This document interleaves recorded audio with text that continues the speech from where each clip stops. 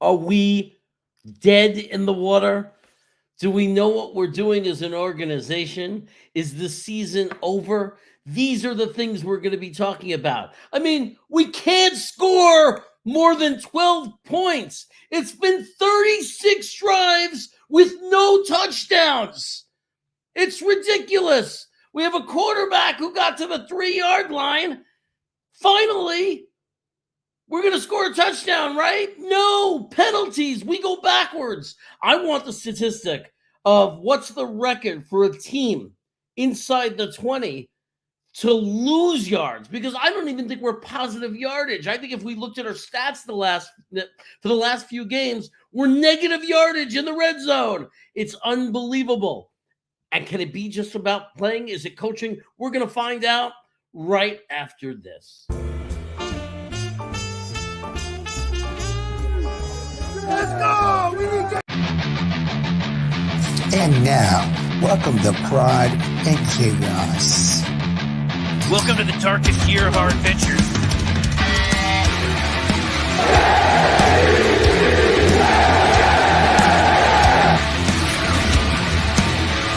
Oh, yeah!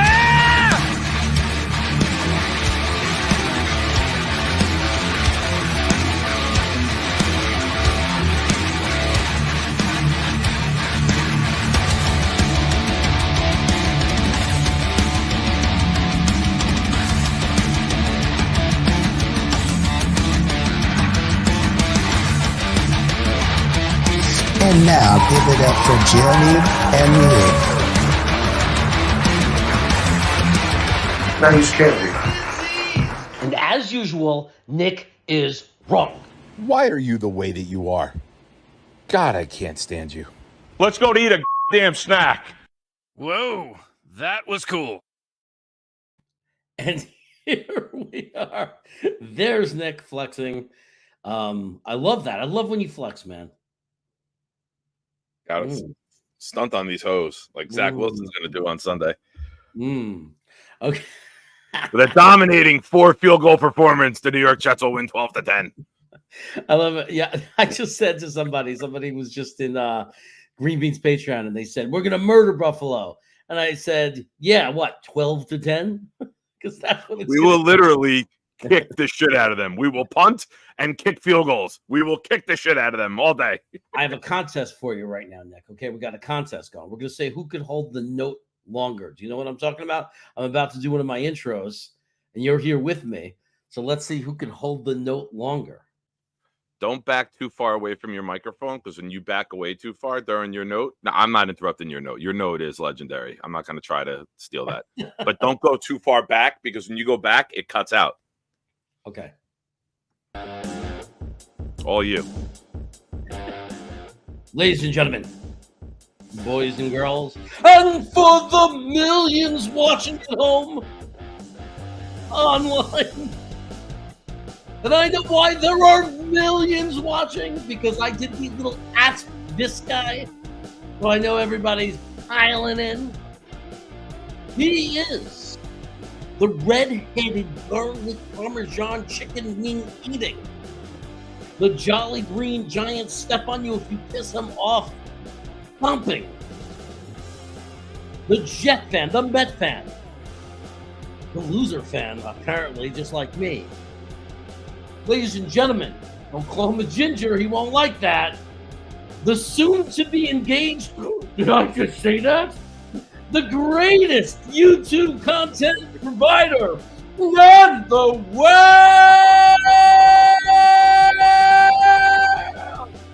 Oh, I lost it. Oh, I could have beat you. Damn it. In the world!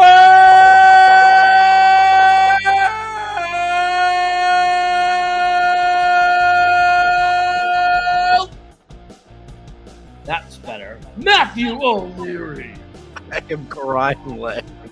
You're a maniac, Jeremy. Jesus Christ. Nick, how do you deal with him every day? Every day. I'm a fucking lunatic too, man. I'm not gonna lie. I know I mask it with humor, man, but I am not fucking normal. Yeah, I got a text message today saying I heard you're free to come on a show, and like a fool, I said yes, I will come on your show today. You got to block those guys' numbers. Oh boy.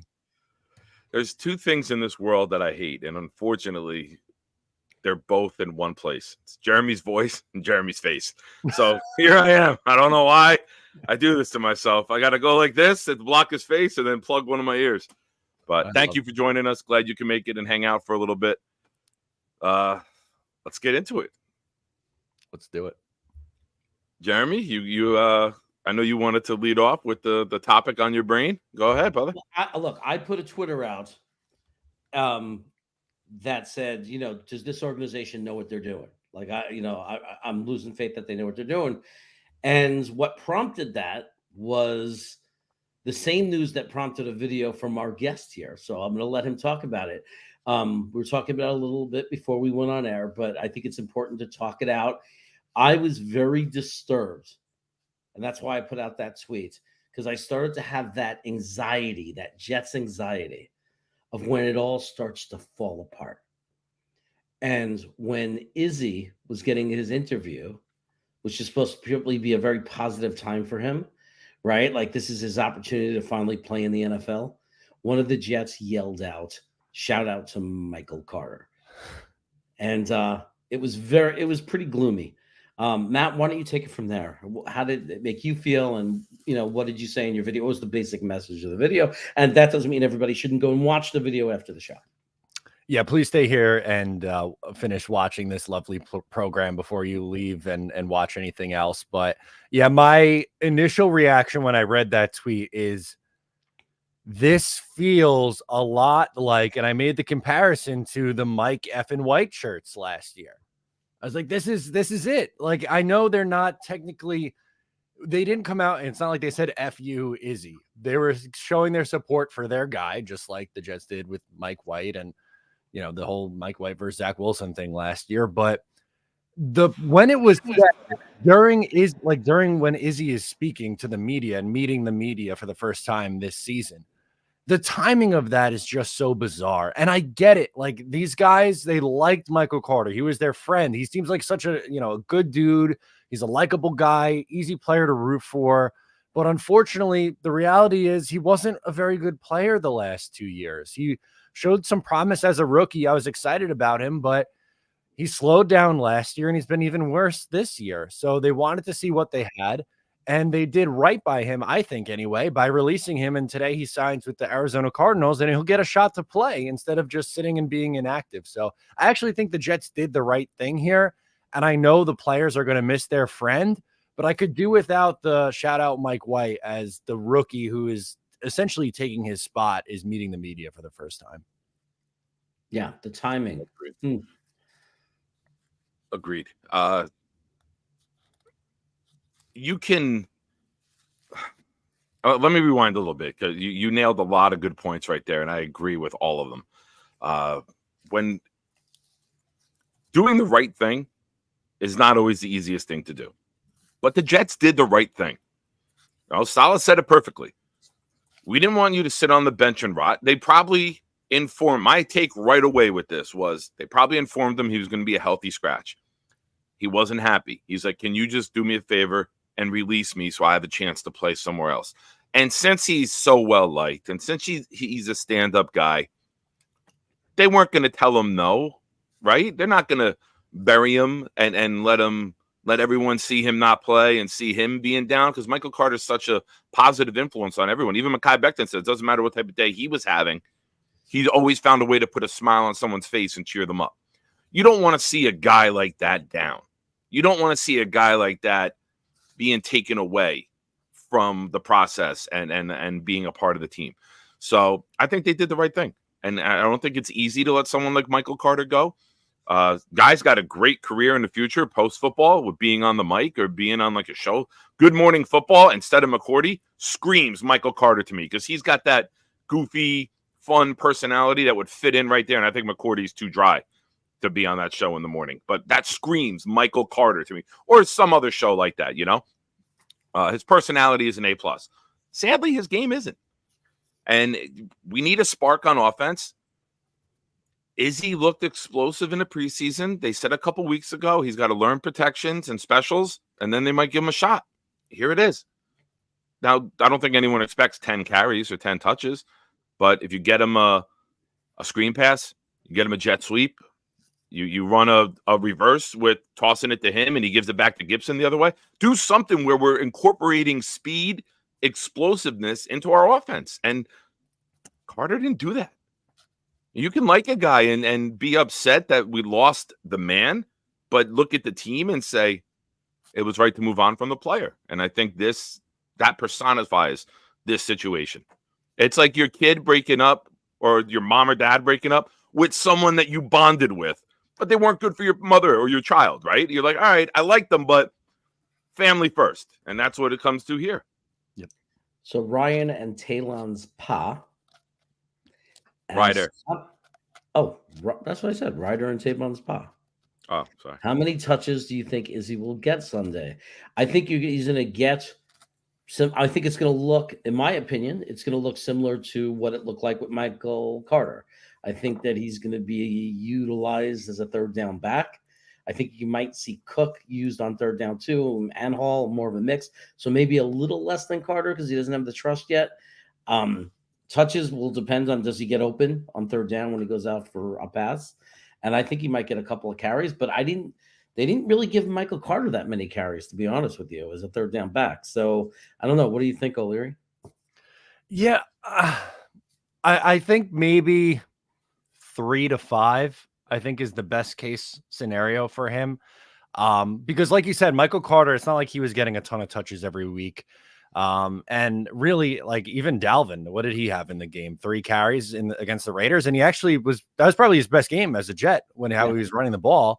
That was a time where he probably could have used some more touches. So I guess it's going to be dependent on how much they want to run the ball in this game, and maybe without Matt Milano, you want to do that, kind of pound them. But I'm not really expecting Izzy to get like 7+ carries in this game. I think a couple. Maybe he catches a check down too. So like 2 carries, 1 catch, something like that, I guess would be my assumption. Yep. I'm thinking like maybe 2 or 3. But I think he might get 2 or 3 touches, but I would love to see some creativity. Maybe him and Brees in the backfield at the same time where you fake a dive and then you do the pitch out to the other one.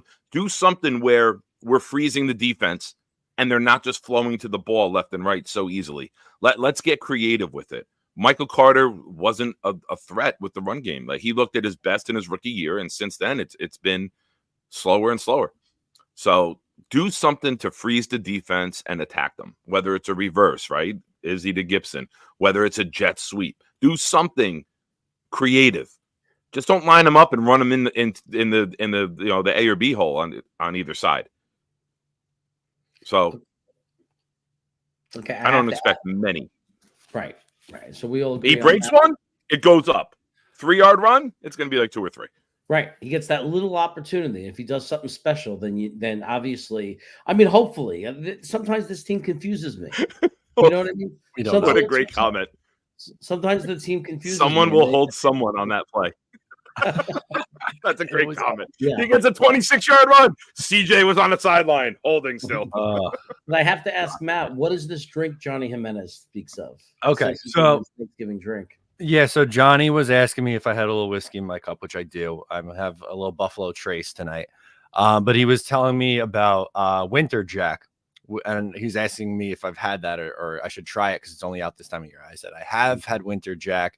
I said, my girlfriend for like around this time, Thanksgiving, Christmas, makes an apple cider beverage with some Winter Jack in it. And I said, if you want to get real nuts, drop a cinnamon stick in there. It's like the holidays in a cup. Wow.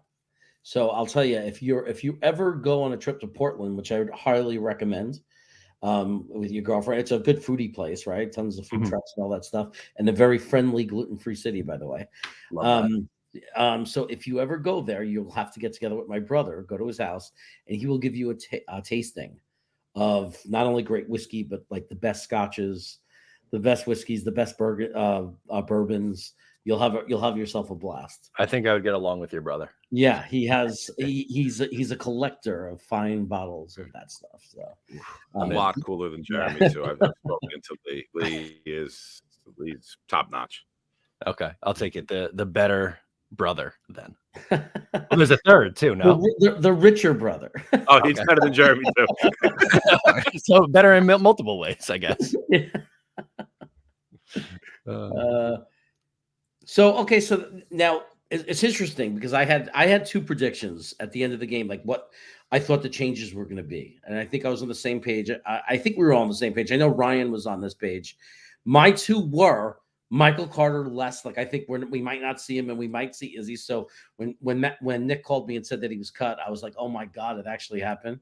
And the other thing I think me and Ryan agreed on was that we're going to see a lot more Rucker. That Rucker's going to take Ozama's touches. And I think that Salah, was that a confirmation of that, Matt? What Salah said about more reps for Rucker?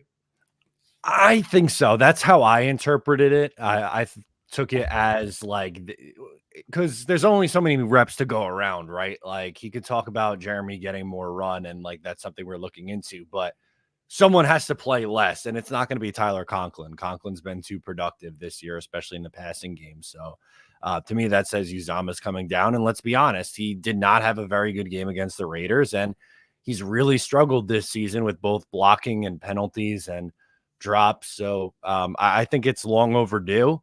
It's a little frustrating that it took this long, but that is exactly how I interpreted it, that it would be Jeremy Ruckert playing over CJ Uzama. What do you think, Nick? I'm Lazard and CJ to me have turned into suicide bombers for our offense. It's like Lazard took the jacket off from the previous weeks and handed it to CJ in Vegas and said, "Here, my friend, it is your turn." Like they have been single-handedly killing this offense. CJ had a nice play later in the game where he bounced off a tackle and made a first down out of it, but it's not enough. It's not enough. CJ is the tight end equivalent of Michael Carter at running back. They look slow. They look like they're playing in cement shoes. And the only time you hear their name called is when something negative happens. So I am all about somebody else getting opportunity. I'm about either Taylor, Brownlee, Gibson, anybody getting Lazard's reps and sending a message to the locker room that if your drops, penalties, boneheaded plays, we don't have room for you here. Yeah. And I'm not putting it on Zach. It's more on the coaches. But if Aaron Rodgers was here and you jumped off sides or you weren't lined up the right way, get the fuck off my field. He would throw you out. We know Zach's not there, but that doesn't give everyone else the right to just mail it in and go through the motions and not be at their best. You got to play every rep like your job's on the line, because as you saw today or yesterday with Carter, it could be. So I'm all about giving young guys a chance, give them as most experience as they can, see what they do well, so that if Rodgers comes back this season and we have a chance, it's not trial time. The trial period's over. Now it's let's perfect this time. But that's where I'm at. So Tony Alexio, thank you for the super chat. Thanks, buddy. Appreciate it, my friend. We both appreciate it. Unacceptable coaching with no accountability on offense. Bench Lazard and Uzama. Less drops and penalties. Let's fix it, Hackett. I gotta say, I understand the sentiment. I don't disagree that they have been, it's a good way to say it, suicide bombing this team. But Lazard, I think it's more tricky than that. I think that,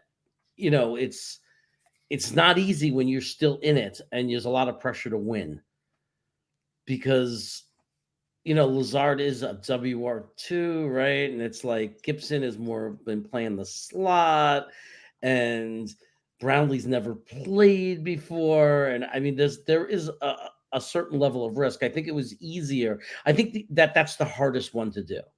I think the Michael Carter was easy, because technically we have Breece Hall, who is a bell cow back if we want him to be, and I think should be. You got Cook. You really don't need Carter. You don't even need Izzy, although I'm excited to see Izzy get a shot. With Uzama, we already know Ruckert is good. We already seen him. We have the sample. How much of a sample do you need? It's year 2 in the middle of the season. The kid has done everything asked of him.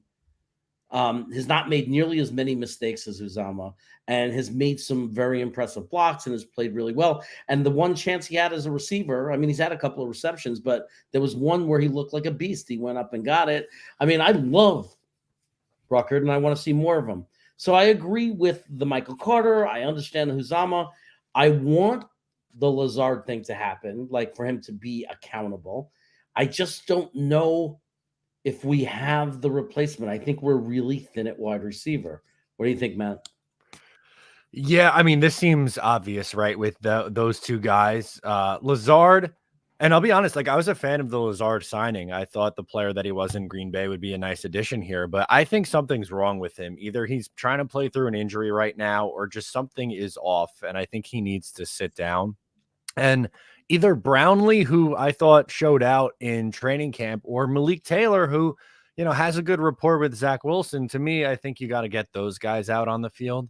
And Uzama, like same thing, man. We hit on this one already too, but there's just the mistakes with him. He's the veteran. He's supposed to be, the steady guy who doesn't make those mistakes, but he is making them. And Ruckert, I thought, has played well enough in his limited role to earn more playing time. And the only way to get him more playing time is with less of Uzama. And I think the Jets are finally realizing that.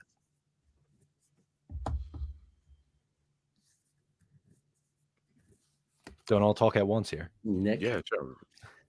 Oh, I didn't know you were throwing Radio silence. Radio silence. Hello. I'm sorry. I was tweeting out the show. You got to hit me with the question again. I was tweeting out the show. I'm responding to Tony. Like I was just saying that Lazard is the most difficult. difficult. Lazard. It's the most difficult of the three to bench just because we don't have a proven replacement for him. Yep. And this is where the unexpected step away from the game by Corey Davis is showing. And Jeremy, you know this, Matt. I don't know if you do. I was not a Corey Davis guy. I miss Corey Davis right now. I'll admit I was wrong. Like it's everybody, we can't just pump our chest out when we're right with takes. We got to sometimes bite the bullet. I was wrong. It's affecting more so now with Zach because you need more reliable guys out there than with Rodgers. Gibson would have 30 catches already. There would be quick passes. There'd be bubbles. The offense would be more checks to like, all right, they're dropping back. Boom, I'm just going to get you the ball and you go 5-6 yards. Or he breaks one. With Zach, I think you're missing more fine-tuned, polished receivers who know where to sit in a zone, who know how to get open against man, who have the size. And Lazard is slow. Lazard's not getting open in man coverage. And when he is open, even the play where Zach did the no-look the other day, he almost bobbled a wide-open pass. That was chest level. Like, it's maddening watching Lazard try to play the wide receiver position. I'm all for sending a message. You got to rally the team now. If the young guys, play and they play well, that can motivate a team, man. That can spark the veterans. That can, youth in a football team can invigorate the team and want them to play harder because, all right, we got something here. We got the new guy on the block. He can help us do this. When you're throwing to Lazard and he drops another one, or CJ holds another, a 60-yard touchdown, and that gets called back on Sunday, you look foolish as a coaching staff because it's the old saying, right? Fool me once, shame on you. Fool me twice, shame on me. If you go give these guys opportunities in big spots and they burn you again, now you look like an asshole as a coaching staff. Yeah, I mean, look, it's crazy because we know it, honestly. Like, it's not as simple as we're not capable of making big plays. We're not capable of moving the ball. That hasn't been what it is. And I think that's what's frustrating Salah, because they keep saying you're not scoring. There's a difference. I mean, we've seen offenses that are 1, 2, 3 and out, 1, 2. We've seen this offense with Zach Wilson, 1, 2, 3 out, 1, 2, 3 out. We see phases of it now. But I think what's more frustrating is we are doing more than we did when we were at our worst. We are moving the ball. It's just that we shoot ourselves in the foot and we blow the opportunities. So I feel like we took one step. Okay, now we could get first downs and all of a sudden look like a real offense, but we can't stop ourselves from going backwards and we implode as soon as we get into the red zone. If we can in the red zone, I mean, how realistic is it? Like, Matt, I'll start with you. How realistic is it that this season, within the next week, even this week, that we could truly fix this? And I'm not saying suddenly score 30 points a game, but 40? You're but going for 40? but eliminate the penalties in the red zone. Start to have production instead, and not every time, but be able to get a touchdown, and do those kind of things. I mean, is it realistic that we can get over this hump, or do you think this is going to be the rest of the year? For me, I'll believe it when I see it. But at the same time, and something that I've said like a ton on my show and a bunch of other shows is just how eventually you're going to score by accident. It just happens. It's the NFL. Like, things just happen. And it's almost so unfathomable how bad they've been on offense for this long. So I think it regresses to the mean, meaning like the offense gets back on track a little bit, not to the point that they're scoring 25 points a game, but maybe there is a game coming up soon where they're going to get in the end zone twice. It's just like logic tells you that it's not possible to be this bad that long. And eventually you'd hope that this staff cleans up the penalties. I mean, 7+ penalties in 6 straight games is an insane number. I don't know if I'm going to pick the Jets to win this game against Buffalo. They got to prove it to me first before I'm back, in believing they're going to go on a little bit of a run here. But I think eventually it's time to just figure it out, man, and get a way to get in the end zone. What do you, Nick? Do you think we could do it this year? Yeah, the boy says what's up. He's got weight room at 6 a.m. So he's calling to say goodnight. He said, what's up to you guys? I think we do. You know me. I'm always going to be positive. I'm never going to be Debbie Downer, or not that anyone is, but it's realistic to say no. But I'm the eternal optimist when it comes to this team. I don't care if you got to throw. If we get to the 20 and you just throw 4 straight fades to Garrett Wilson, he's going to come down with one of them. That's just the way I look at it, right? Like find a way to just get the ball in the goddamn end zone. I don't care what it takes. If you got to just throw him the ball and let him go jump 6 feet in the air like he did, and he almost pulled down the game winner the other night, just get him the ball. Get him the ball. Show a power package. Hit a quick slant to him. Do something where he can make a move and get the next 18 yards or whatever and get in. Get him the ball as quick as possible and let him create. And then when you get that going, now you can get it to Brees. Now you can do a 3rd and 1. Bring in Bawden. We already have it on film where the other team saw us run. Bawden scored a rushing touchdown against the Patriots. Fake the dive, hit Brees on the quick pitch, get him out in space. Get your playmakers in space so they can create. Stop trying to throw it to CJ. Stop trying to throw it to Lazard. Get guys who can catch the ball, make a guy miss, and then use their speed to take the angle to the end zone and get in. And we're not doing that. Everyone expects us to just run with Brees right up the middle. It's not working. Go to page 2 of the playbook. There's got to be shit written down there. Yeah, if I have scored fucking touchdown after touchdown in Green Bay. Someone could score. Just create it. If I have to see another 1st and 9 on the 1st and goal on the 9-yard line, turn into a couple of runs, get to the 4-yard line, one shot at a pass, and it's no good, I'm gonna lose my shit. Like, it's how about 1st and goal from fucking 2 that ends up with a 40-yard field goal? Right. I mean, just take some shots in the corner with Garrett. I mean, for the love of God, every other team figures this out and has plays. I just don't understand why we can't seem to do it. And that brings me up to another point. I mean, it's amazing how Salah will sit there and say it, but then and we're yelling it. O'Leary yells it, I yell it. Like, he'll sit there and say, we can't keep having these penalties. And we're both screaming. I think all of us are screaming, that's you. Like, you're literally saying we can't have these penalties. This got to stop. This got to stop week after week. And it's like, at what point are you going to look inward and say, I have got to figure out how to lead this team better and how to discipline this team better and stop these penalties. And it's almost like he's clueless, like he's acting like he's this outsider like us looking at the team. It's like, does he understand that these penalties are on him? Tony Dungy had a great comment the other night after the game. I don't know if you guys caught it. I know you guys do the show. I don't know if you have the audio on. They asked, I think Harrison asked Tony Dungy, Coach, Jets are committing a lot of penalties. How would you fix this? Tony Dungy's response was epic and a dig at the Players Association at the same time. 10 years ago, we'd fix it at practice, but you're not allowed to practice anymore in the NFL. There's a lot of truth there because the time on the field during game week has been so limited.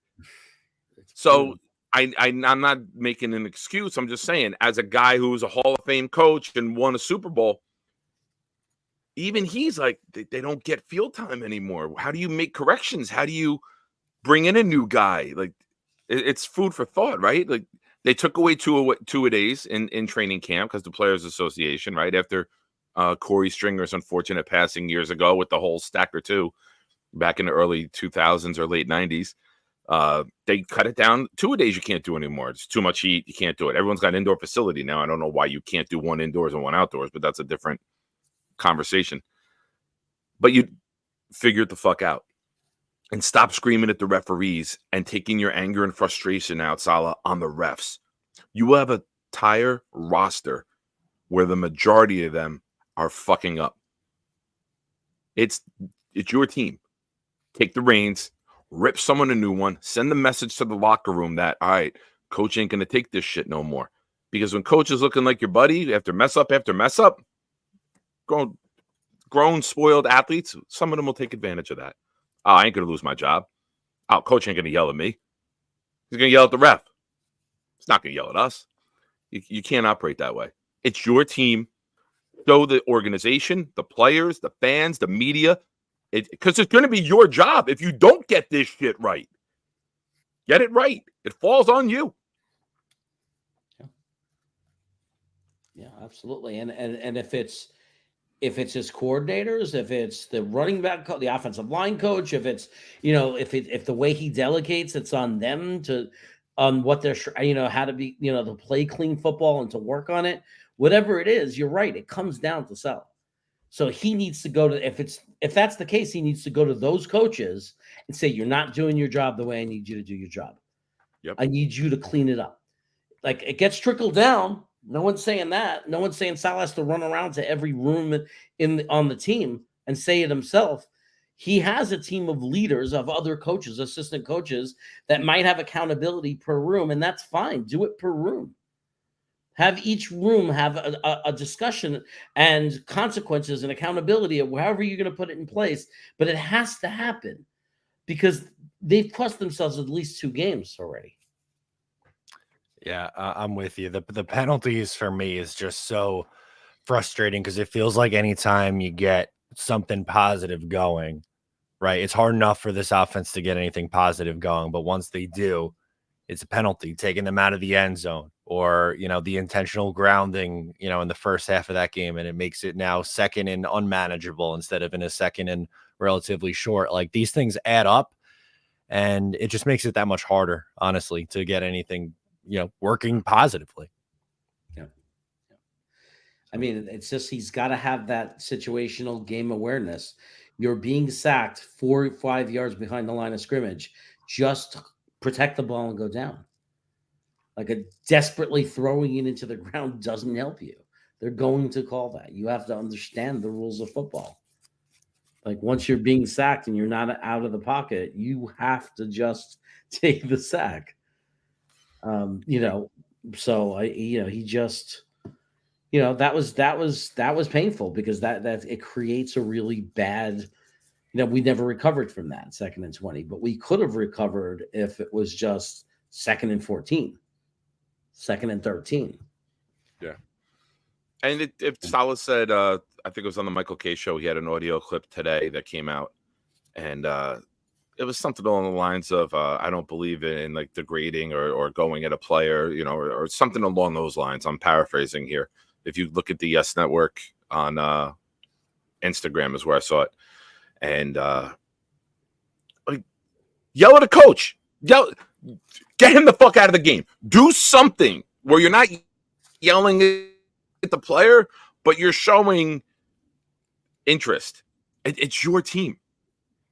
It's good to delegate. Delegate during the week. Game day, that 3.5 hours on a game day, that's your goddamn neck on the line. Run it like it is. Unless you've been told hey, everyone's good this year, we're going to wait for Aaron. But still, you can't operate like that. You got to set a standard with your team. You have to set a standard within the locker room. Coach ain't going to take this shit. Whoever yelled that shit out, healthy scratch this week. If you're trying to take a dig at the organization and the decisions that we make, I don't care if it's CJ Mosley. Not that he would do that. But, hey, that's not how we're doing things here.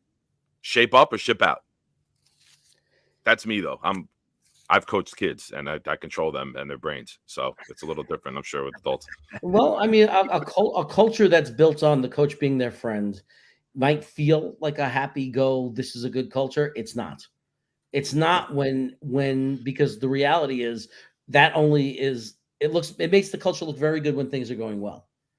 But then when things are not going well and you can't hold players accountable because you've already clowned around with them and made them your buddies, now you have a problem. And then when you do get serious with them, they lose trust in you because you don't seem real and authentic. It's the same thing with a teacher of a classroom. You can't clown around with the kids and then suddenly yell at one of them and get them in trouble. That's a betrayal. Because they clowned around, right? Penalties are basically clowning around. It's lack of focus. It's lack of interest. It's lack of discipline. This is why I want an old curmudgeon like Bill Parcells as a head coach who will tell you, get the fuck off my field, go run sprints, or leave, drop your helmet and go. Right. I know those days are old. And he was a those are the good old days, Matt. Yeah, that's no more. He was a player's coach, Parcells, but he didn't clown. They knew his seriousness. Yeah. They understood. It's like, I will build your career. I will build you up. I will make you a leader. I will make you matter on this team. And at the same time, I will chop you down and you will sit. Like, it was very understood. The only people that were able to go up to Parcells and put their arm around him and say anything were guys like Lawrence Taylor, Phil Simms, right? The other guys did, with us, Curtis Martin, like the Mawai. I mean, there are certain guys that can do that, but no, like, you have to earn that. Until you earn that, this is your boss. This is your God. You do what he tells you to do the way he wants you to do it. You keep your mouth shut and you don't complain.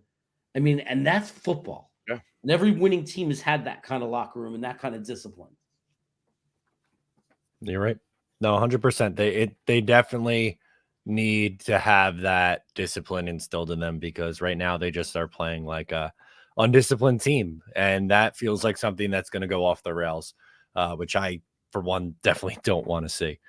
But yeah, I unfortunately got to hop off as I got another show to do tonight. I'll let you guys know that, but always fun hanging with you guys, and I hope you have a good rest of the time. And we'll do a full episode one of these days, but unfortunately got to hop off to get ready for my show at 9:00. Larry, so busy night. Larry, thanks so much for coming on. You're always welcome here. We love you. You're the man. Oh, wait, Matt, just because I don't want to lie to you, you're becoming a good friend of mine. I told you I'd find a way to get rid of him, and would it just be us? So I did it. I booted him. I kept my word to you. Nice. Thanks, buddy. Thanks for joining. We'll talk. Absolutely. Talk soon, guys. Later. That was you were in the chat. You were in the text. I told them I'd find a way to get rid of you. I had to keep my word, right? If you lie to someone, they're not going to come back. That was Matt O'Leary. For those of you who don't know, you can subscribe to his channel. A lot of great content. Who's Matt O'Leary, you ask? Friend to Billy Bilstein. Apparently, I wanted to. We didn't get to ask him that. I wanted to ask him, is that real? Like, is there a friendship there he doesn't talk about? Like, is he really your friend? I don't know. It sounds like a guy out on the island. I'm looking for Our Let's background. Our backgrounds. Is it this one? yeah, That's better. similar to what that's the one we've been using. So in the chat, I know you guys have fired off a lot. We had Matt on; he had limited time. We do want to thank you guys for your comments. As always, to cut the line and get your comment right on the air. If you had a comment for Matt, question, super chat's a great way to do it. As we get more people in the show here and a lot of comments come in, it's hard to get everyone up there. That's what she said. Billy SBC had a question from earlier that I happened to see, and I love Billy. Yeah, and it was a good question, and I wanted to bring it up. Billy, I'm going to summarize because it's buried in the chat, but I did make a mental note of it. I don't see how we're going to beat the Bills. Convince me. It was something along those lines, Billy, if I'm correct. If you remember what you typed, if I'm off, but that was the summary that I got. So I'm going to fire this at you. The last 3 games against the New York Jets, Josh Allen has looked like a Zach Wilson. He's looked like a Mac Jones. He has not looked good. Whatever we do, we confuse him. I have summarized Josh Allen multiple times with Josh Allen is a 5-year-old playing Madden who wants to just throw the bomb every time and doesn't know how to or doesn't want to play the smart game. When Josh Allen is hitting the tight end, is hitting the receivers in the flat quick or the running backs in the flat and getting rid of the ball quick, he's a very good quarterback. The problem with Josh Allen is Josh Allen wants to hold the ball and go for the big play. He wants to slam dunk every single time. He wants to dribble up in the middle of the first quarter and shoot one from half court like Steph Curry. He doesn't want to grind often. He'll have one great drive a game where he does that. And then it's like, I can't do that shit all the time. It's boring.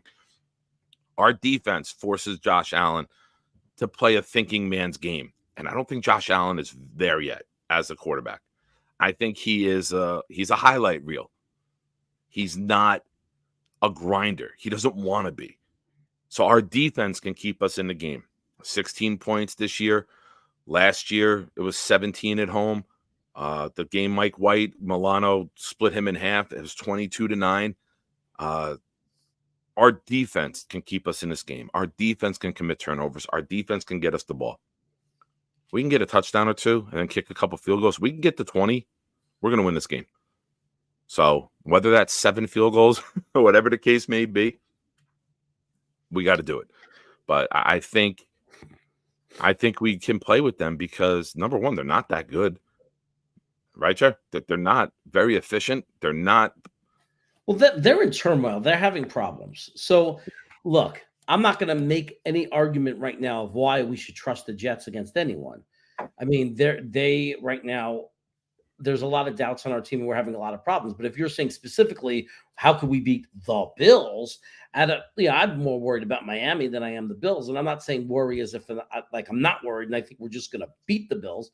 I'm saying I would jump on the bandwagon of asking the question, how the hell can we possibly beat Miami? How is that realistic based on the amount of points they put up? Even if our defense plays well, how much could we really hold them to based on our crappy offense? But let's talk about the Bills, okay? First of all, the Bills just made a ridiculous move, in my opinion. I'll tell you, firing the offensive coordinator, Ken Dorsey, made them a weaker team. It made them a weaker team. Why? Because he's a really good offensive coordinator. Okay. So let's look at the facts of why the Bills are having a bad year. Okay. Before anybody says Josh Allen this, Josh Allen that. The Bills offensively are still a top 10 offense statistically. Okay. They didn't go out of the top 10. Defensively, they were the number 1 most efficient defense last year. This year, they're number 15. Okay. But here's the catch. You can't fire the defensive coordinator because the defensive coordinator is the head coach. So the head coach needs a scapegoat, right? Things are falling apart. So he fires his offensive coordinator, where in spite of Josh Allen having a horrendously bad year, they're still a top 10 offense statistically. So that's scapegoating. You want to talk about a scapegoat? Ken Dorsey is a good offensive coordinator. He's much more proven than Hackett. I'd much rather have Dorsey calling our plays than Hackett. Okay. Unfortunately, because of Aaron Rodgers, we're handcuffed. Otherwise, I'd be like, Hackett, you're gone. and I'd be bringing this guy in. So they're in turmoil right now because now they got Brady as their offensive coordinator. We saw what he did in Carolina after he had 3 good games, and then it went crappy poo. He was scapegoated a little bit when he was fired. It was definitely Matt Rule, who was the worst of the 2 coaches. But this team, Josh Allen has lost a lot of confidence. The Bills are falling apart. If there's any opportunity for us to get well, this is the right time to play the Bills because they might recover and bounce out of this, or they might sink. This is the right time while they're doubting themselves, while they may be vulnerable, while they may actually have a year where they go 8-9, or they struggle to be over 500 at 9-8. This is the opportunity to play the Bills. Now, convince you that we're going to win. We keep it close and ugly like every game, except the ball bounces our way. 1 turnover, 1 Breece Hall breaking a touchdown. That's how. Yeah. And thanks, Johnny. It was snowball. Sorry, there was a lot of comments coming in, and I summarized it. But thank you for clarifying that. Here's one thing I don't like. Not that I'm worried about our defense. I tweeted this. I'm not worried about. Not that I'm worried about our defense, but I don't like playing against a new play caller with a new team and not having any tendencies on film. So there's probably going to be some you're going to see CJ, the Aaron Rodgers of our defense, making a lot of checks up until the snap. If I'm Buffalo and you have the question of what are they going to do in this situation, I would expect a little more up-tempo. I would go to the film if I'm Brady and look at the Dallas Cowboy tape. And I would run that and see if Josh Allen can run that. And that's how I would attack the Jets this Sunday. I would bring that game plan out. I would do the quick huddle, whatever you want to call it, or the hurry up. So if the Jets try to substitute D lineman, boom, we're going to snap and get you a free penalty. That's how I would attack the Jets. You want this defense playing on their heels. You don't want to have a first down sack and now they can do some fun shit. So it's up to I think we got to get a lead. Like I want to get the ball. I want to get a lead. And I want to play from the beginning where we're not chasing. We don't have the offense to chase. We got to be able to put the pressure on them, get a shutdown or 2, and then go from there. And just build upon it, right? Like you can't go down 10-0 with this offense because now they're going to send the fucking house because there's no fear on the defensive side. Right. We got to strike first. I know it's the fun thing to defer, but man, imagine taking the ball and going down and scoring and shutting the crowd up right away. I still think we defer. I don't think we're going to change it, but if you have Aaron Rodgers, you can do that, right? You can go down, give us the ball. We're going to go up 7-0. We got the script. We like it. Yeah. Imagine a situation where on 2nd and 4 after a 6-yard run, since we already have a manageable 3rd down, we take a shot downfield. Can you imagine if we actually did that? If we actually went deep and took a shot downfield? Now, I'm starting to wonder, is Zach Wilson capable of throwing a bomb pass? Because it feels like, I don't know if it was it Lazard's fault? It feels like he's overthrowing. Like we got lucky with Malik Taylor. Lazard just didn't restart running. It was a double move, and he just like either didn't break out of it, didn't expect the ball, but it looked. I would love to know if that would have been on target. I mean, there was the pass interference. Why are you? There was a pass interference where he underthrew in that in the overtime, but that was a good thing. That's what you want to do in a play like that when the receiver's not turned around. But then it feels like the other couple of shots we took were kind of off target. I thought I don't know if it was on purpose or pure luck, but his Hail Mary at the end of the last game was beautiful. It was beautiful. Yeah. How about the wheel route? You had Gibson in the slot. You got Wilson. You run Wilson on a slant. So the safety is going to worry about Wilson. And then you ran that beautiful like slot wheel to Gibson. He was wide open. Like, where the fuck was that the rest of the game? Get this kid the ball in space. Let him use his quickness to get off the line and get open. I mean, what annoys me is that we see these plays on film where even though it wasn't the intended target, we notice, look how freaking open that guy was. So why don't we go back to that play, not right away, but at some point with the intention of throwing it to the guy who was wide open if we get that read, if we get that defense. I don't understand it. Like, it feels like we're so close. It feels like the intended receiver or the progression is wrong because it feels like the wrong guys are getting open based on the way the progression of the play is.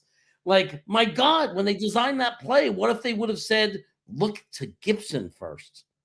Because Wilson doing that's going to draw the attention of this.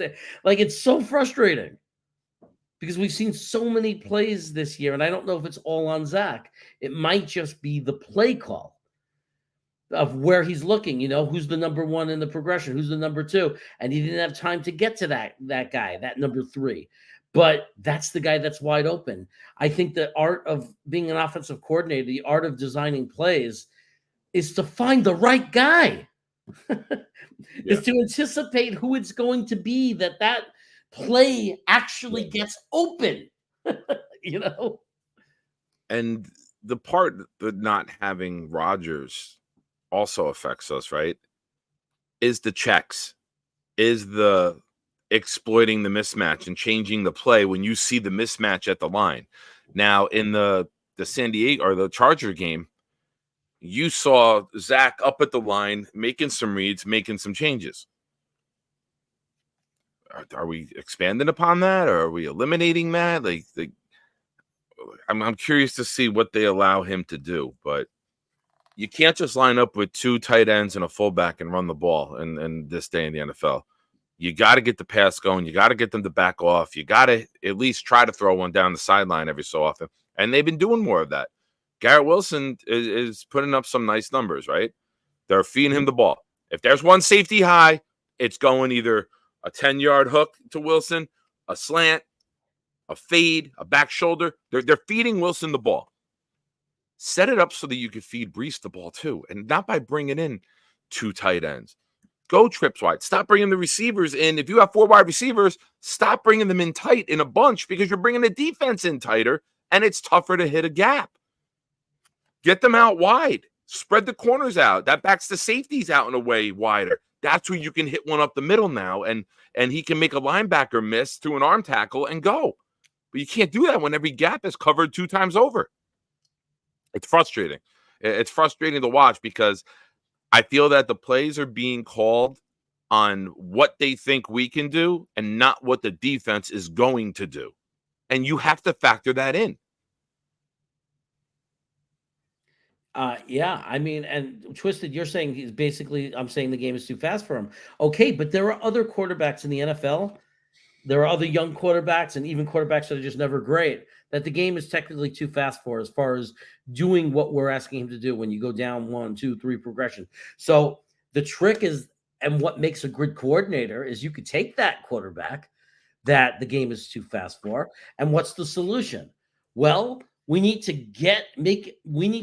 part of it is Zach, and there's no doubt about that, but part of it is once you know who your quarterback is and what his capabilities are, is you have to figure out, how do I get a guy open sooner? And how do I get him looking in the right place when that guy is open? That's part of what the coordinator has to do. That's just part of it. So because we see other teams do it, we see other quarterbacks that aren't very good. A great example is Mac Jones. Mac Jones sucks. Right? He's no better than Zach. He's an awful quarterback. But the first year when McDaniels was there, for whatever reason, he combined, when he's not the head coach and he's a coordinator, and maybe I'm wrong, maybe it was someone else, I don't know, but that person's gone. Mac Jones' rookie year, they did a great job in making it look easy for him. It didn't look like he was going through progressions. He was just snapping the ball and a lot of short passes, but there were 15, 20-yard passes also for Mac Jones that year, if you look. So the question is what did they do right? Why were they able to take a quarterback who's not very good? And why were they able to make him look good sometimes and make him even put together a decent season where people thought he was going to be a good quarterback? And it's not the only thing. I mean, right? Geno It's the Smith, design. it's not like Geno Smith magically became a great quarterback. Obviously, Russell Wilson was great there, goes to Denver, and was horrible for a year and has now just started to look anything like a quarterback. And Geno Smith takes over there in Seattle, and suddenly he's doing much better. That's good coaching and play design and knowing the strengths and weaknesses of your quarterback. We have to understand who Zach is, and we have to make it work. Agreed. I like that they're just, like I said, Garrett Wilson, they're 10 yards off. We're going to hit him with a quick pass, get him the ball, and then let him do something. If you pick up 5 yards on first down, throwing a quick one to Garrett, okay. I like it. Just get him the ball because eventually he's going to break one of these. He's quick enough where he can fake sideline, hit back middle, or hit middle and break it up the sideline. It's just got to come together, man. Like I feel, I hate to say it because it's been said, but I feel like we're that close. Like if we just clean up our mistakes, like I feel like there's just an offensive explosion waiting to happen. Plays that get called back for a hold, plays where Zach just steps out of bounds at the 3 on what would have been, one of his highlight runs, right? It would have been one of Zach's highlight plays, that break in the pocket, running and diving for the end zone like that. That would have been one of his signature plays, right? That was a highlight. Like it was right there. I mean, it was still a highlight play, but it would have been a highlight reel touchdown for a long time. I mean, it was a great run. It was a great run, man.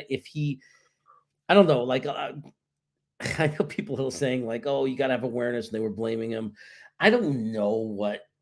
I mean, it's a fast game, and these guys are big, and you're running, and like I don't know if like overall, I'm not going to criticize Zach Wilson on that play. You know what I mean? Like, no, that's just trying to make a play every day of the week.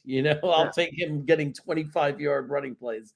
But he's not doing drills in training camp with feel for the line, right? He's not doing toe tap catches. He's not doing angles, diving onto the pads, making sure that you stay in bounds. That's just a kid trying to make a play, man. And you can't knock him for it. You can knock CJ for the hold the following play. Absolutely. And that was crazy because that was like a momentum building kind of play. The way Breece Hall ran that run, like he's just such a man on that one. He just refused to go down. He manned up. And that was the worst time for that penalty, not only because of the touchdown, but to me, that was the beginning of a rout. That was the beginning of confidence in us taking over. And that penalty sucked the life right out of that offense. Awful. This is a great comment. This is exactly what I was saying, but I'm 100% with you. That guy's dropping balls, drive-killing penalties, illogical play calling. It's not really Zach. I agree.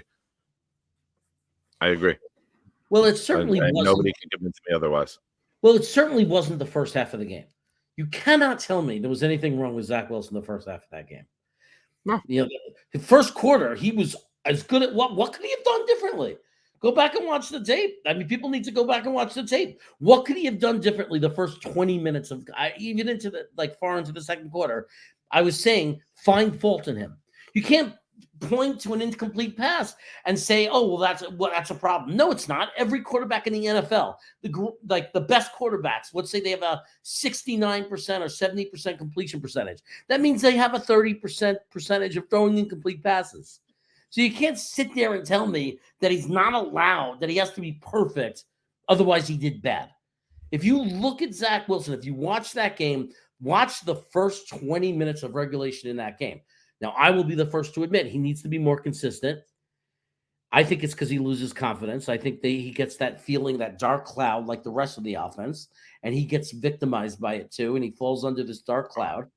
But if you watch If you watch those first 20 minutes, it was anything but Zach Wilson. Agreed. Zach Wilson played quarterback every game for 4 quarters. The way he played the first half of the game against the Raiders, we would be fine. People have to understand that. Agreed. Yeah, I as much as I love to disagree and argue with you, I cannot on that one. So you got me, you son of a bitch. You son of a bitch. Yo, son of a bitch. Yo, son of a motherless goat. I throw shoe at you. Okay. Hey. He can't sit just because our season doesn't look good. I want to know if that's our first pick this year or a big trade. In terms of what? I don't know. In There's terms of something I think our first pick in the draft is going to be offensive line, very obviously. But if not, wide receiver. I think wide receiver is a big need for this team. If we do not get Devontae, I am convinced we will need another weapon. We need someone else who can beat man to man. We need someone else who can get open. We need somebody else who is a complete weapon. And we need more weapons to this offense. Mhm. And I think you re-signed Becton. Vera Tucker's back. You got Tittman. Tomlinson is still there. So I don't think you can get an interior lineman. You can get a guard in the 3rd round. Yeah. You know, I don't think if you re-sign Becton, you give him a 2-year deal or something, or longer. If he stays healthy, you give him something nice, but not overpaying him. There's no real need. You got Tittman, Vera Tucker, Tomlinson, and Becton. And then you draft the highest rated guard or center in the 3rd round, and you let Tittman play the opposite. If you get someone who's just a center, Tittman's shown he can be a very good guard. If you get someone who's a good guard, I have no issue with Tittman being at center where he was drafted to play. But His flexibility is key to that 3rd round pick, because that's where you want to get your interior lineman, right? Round 3. At what point do we start to consider AVT injury risk? He's got, I'm not blaming him personally, but the reality is 2 years in a row where by midseason he's out for the year. Yeah, but I feel like we need 7 real starters on the offensive line to start a season at a minimum. At this kind of, there's a lot of comments. We need 1st round O-line. You don't need 1st round O-line if you need a guard or a center. Well, definitely not for a center. If Mitchell keeps playing the way Mitchell just played against Max Crosby, that's your right tackle. And you want Mitchell to win because you don't want to go get another $10, $11 million a year offensive lineman. You don't want that. You have to be able to find interior linemen in the mid rounds. Rounds 3 and 4, sometimes 2 if you want an elite guy. That's where you get it. I'll tell you what. You got to get your playmakers. I'll tell you what, and I'm not saying they should do it, but I'm telling you what I think is going to happen if. Go ahead. If Dwayne Brown is healthy and they activate him this week, if that was to happen, I am telling you, I'm not saying a yes or no. I'm not me. I'm saying I think what they're going to do is they're going to start Dwayne Brown at left tackle. They're going to move Becton to right tackle. They're going to move Mitchell to right guard, Joe Tittman at center, Lakin, of course, at left guard. That's what I think the offensive line is going to be if Dwayne Brown is healthy and gets activated. Honestly, that's what I think they're going to do because I think they want to get that guy Newman out of there. If you want Newman out, then you got to activate Saffold. If Dwayne Brown steps on the football field again, I will bet heavily on the Bills -6.5. Well, I mean, that was an Dwayne injury. Brown That was an injured, not ready for the season Dwayne Brown. There's a chance he comes back the guy he was last year, and that he just wasn't ready. He had no camp. He was. If I'm wrong, I'll say it, but I do not want to see him ever play for us again. That's where I'm at. Okay. Yeah, no, he was horrible. Look, I've said it for weeks, though. I'm not just throwing that out there now. I've been consistent with that. I've said that for weeks. He was brutally bad before he was down. Brutally bad. As bad as we've ever seen. As bad as you can imagine. Yeah. As bad as you can imagine. And the reality is for whatever reason, Lakin Tomlinson is playing much better football with Becton next to him. Yeah. So let's there's that. all right, let's I love the idea. I love the idea of Max Mitchell at left guard, but he's got to be able to prove that he could be an anchor, right? You got to anchor down at guard. So, like, I don't know. I've never seen that. I know he's fundamentally one of the most sound players. He has great fundamentals, but does he have the strength and the weight, to anchor down one of those big, heavy defensive tackles? agility, right? Agility is what I'm looking for. Yeah. Especially if you got Von Miller coming at you. I need you to be able to move. Yeah. He hasn't shown it. I would rather see ride with Mitchell. I would rather you ride with Mitchell, and then Mitchell did very well last week. Yes, there was a game plan that helped him. I'm not saying he did it by himself on an island the whole day. It's true. We took an edge, and now we have Carl Lawson just sitting on the bench. It's kind of funny when you think about it. I mean, I love McDonald, but it's funny. Yeah. Draft picks Can you imagine if they took an edge again this year, the first round? Go look at the 49ers. They took Solomon Thomas. They took Armstead. They took Bosa. They took Javon Kinlaw. They've taken linemen. It was like 5 or 6 out of 7 drafts. They took McGlinchey. If we take an Anthony edge, Davis. They took guys in trenches time and time again. If we take an edge, let's say we have the 17th pick, whatever it is. If we take an edge, I might have to protest the team until Salah's gone. And I think they're going to lose me if they take an edge. I can't. Like, they can't take it. That's what they're going to do. They're going to take linemen after linemen. That's what. But they can't take a defensive edge again. I could live with an offensive lineman even if we think we don't need it. Why? If the kid from Florida State, actually, Tigo said it. Tigo typed it before I could say it. If we're picking 12 or 13 and Versay is there, my God, yes, you take him. You take him. I'm not saying they will, but that's a talent that you take because that's not a guy who should be at 12 or 13. We could keep making the defense like the defense is already really good, and we're holding people down. It doesn't matter if you can't score points. Yeah, but we're going to have Aaron Rodgers next year. We're going to score points. You're not building a team for Zach Wilson to lead where you need 11 Pro Bowlers. We would be 8-1 right now if we had Aaron Rodgers. We beat the Patriots. We beat the Raiders. We beat the Chargers. And we beat the Chiefs. We win those 4 games. We're 8-1 right now if we have Aaron Rodgers, and none of these things are a question. Zach improved from a massive pile of diarrhea to a cute little deer turd pebble sitting on your lawn. It's still shit, but it looks a lot cuter. This team wasn't built for Zach. Oh, Tigo, stop your kvetching. It's like, yeah, and your kid could walk at 8 months and have a habit of going up onto your bed and shitting on your pillow. We're losing Lawson. We're losing Solomon Thomas. Who cares? We might lose JFM. We could cut JFM. I don't think we will, but we could if we need to go get more money for the offense. But we don't have to lose 3 people. I'm just saying we could franchise Huff if we don't extend them or sign them. Yeah, but now it's $25 million. It is what it is. JFM, we got locked, right? We got McDonald forever. We still have JJ for 3 more years or whatever it is, under our control.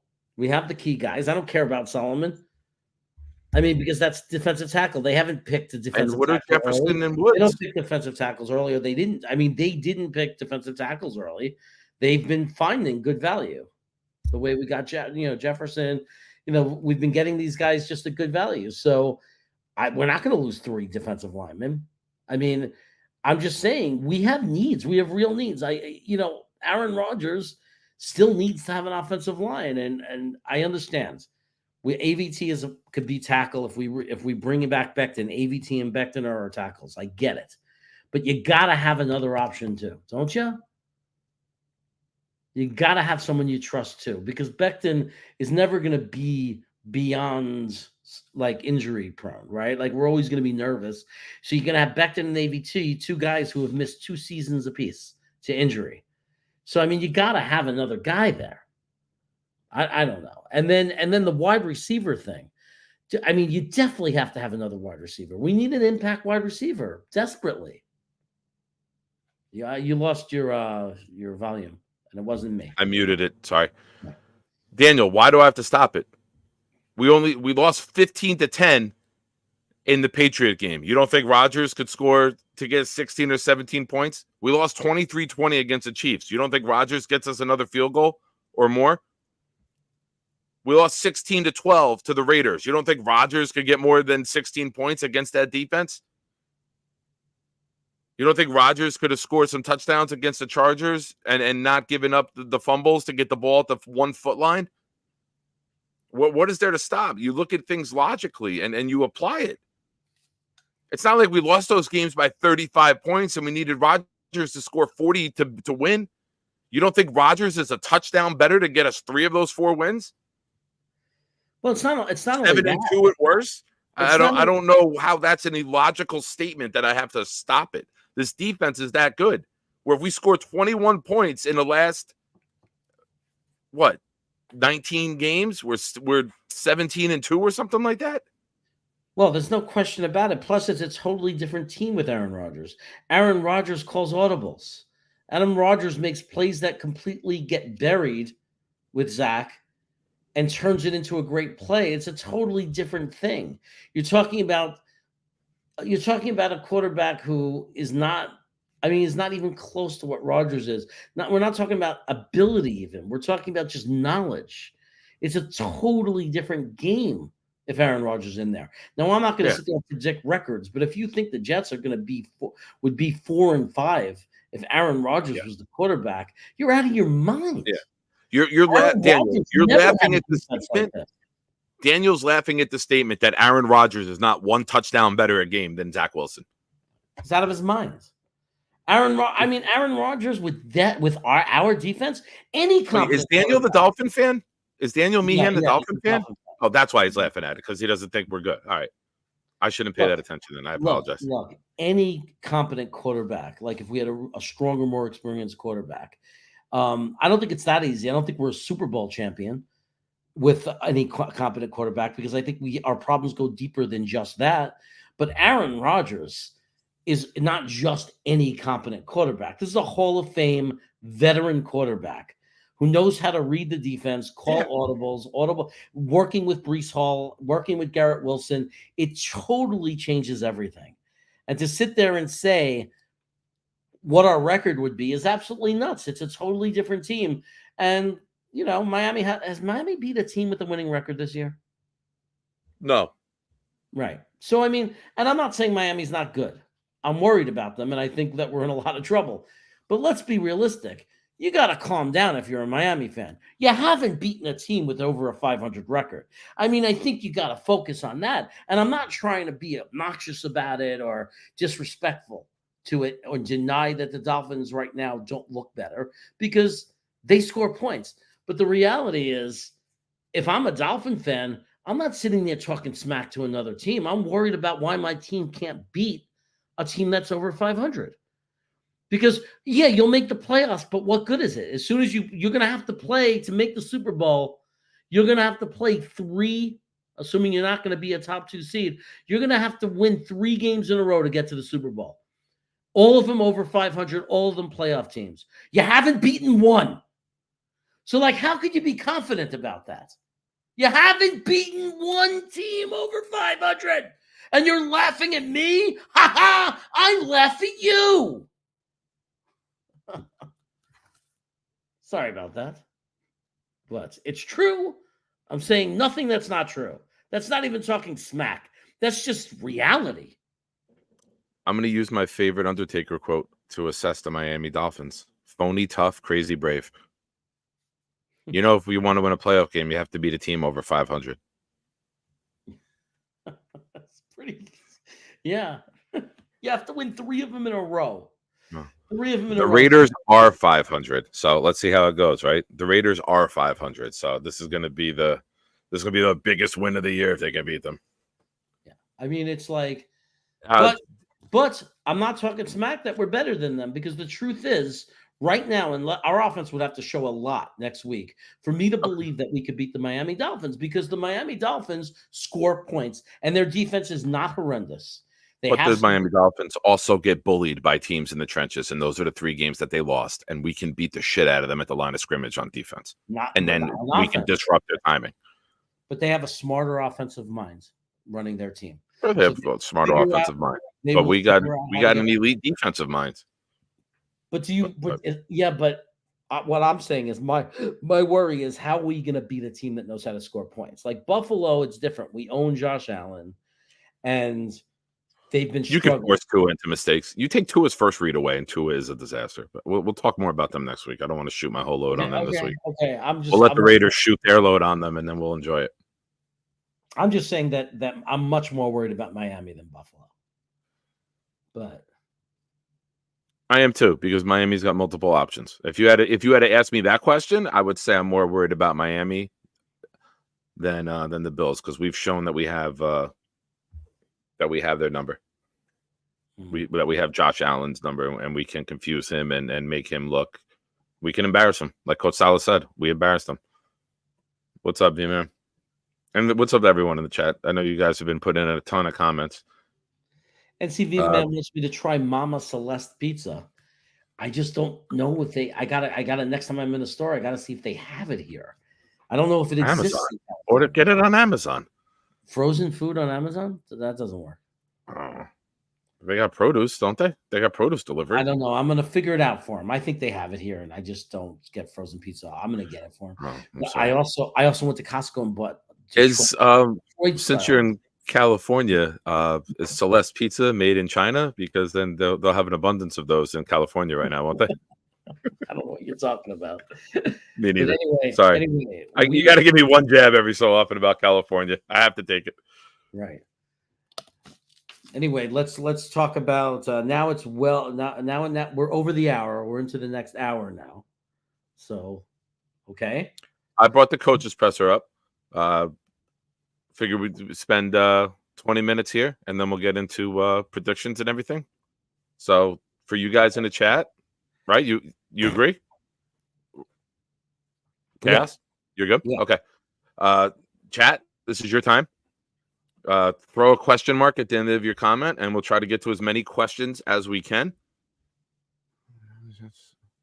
Behind this line, the Jets are about the same with Rodgers. I disagree. You can't tell me Aaron Rodgers doesn't make a 1 touchdown difference against the Patriots.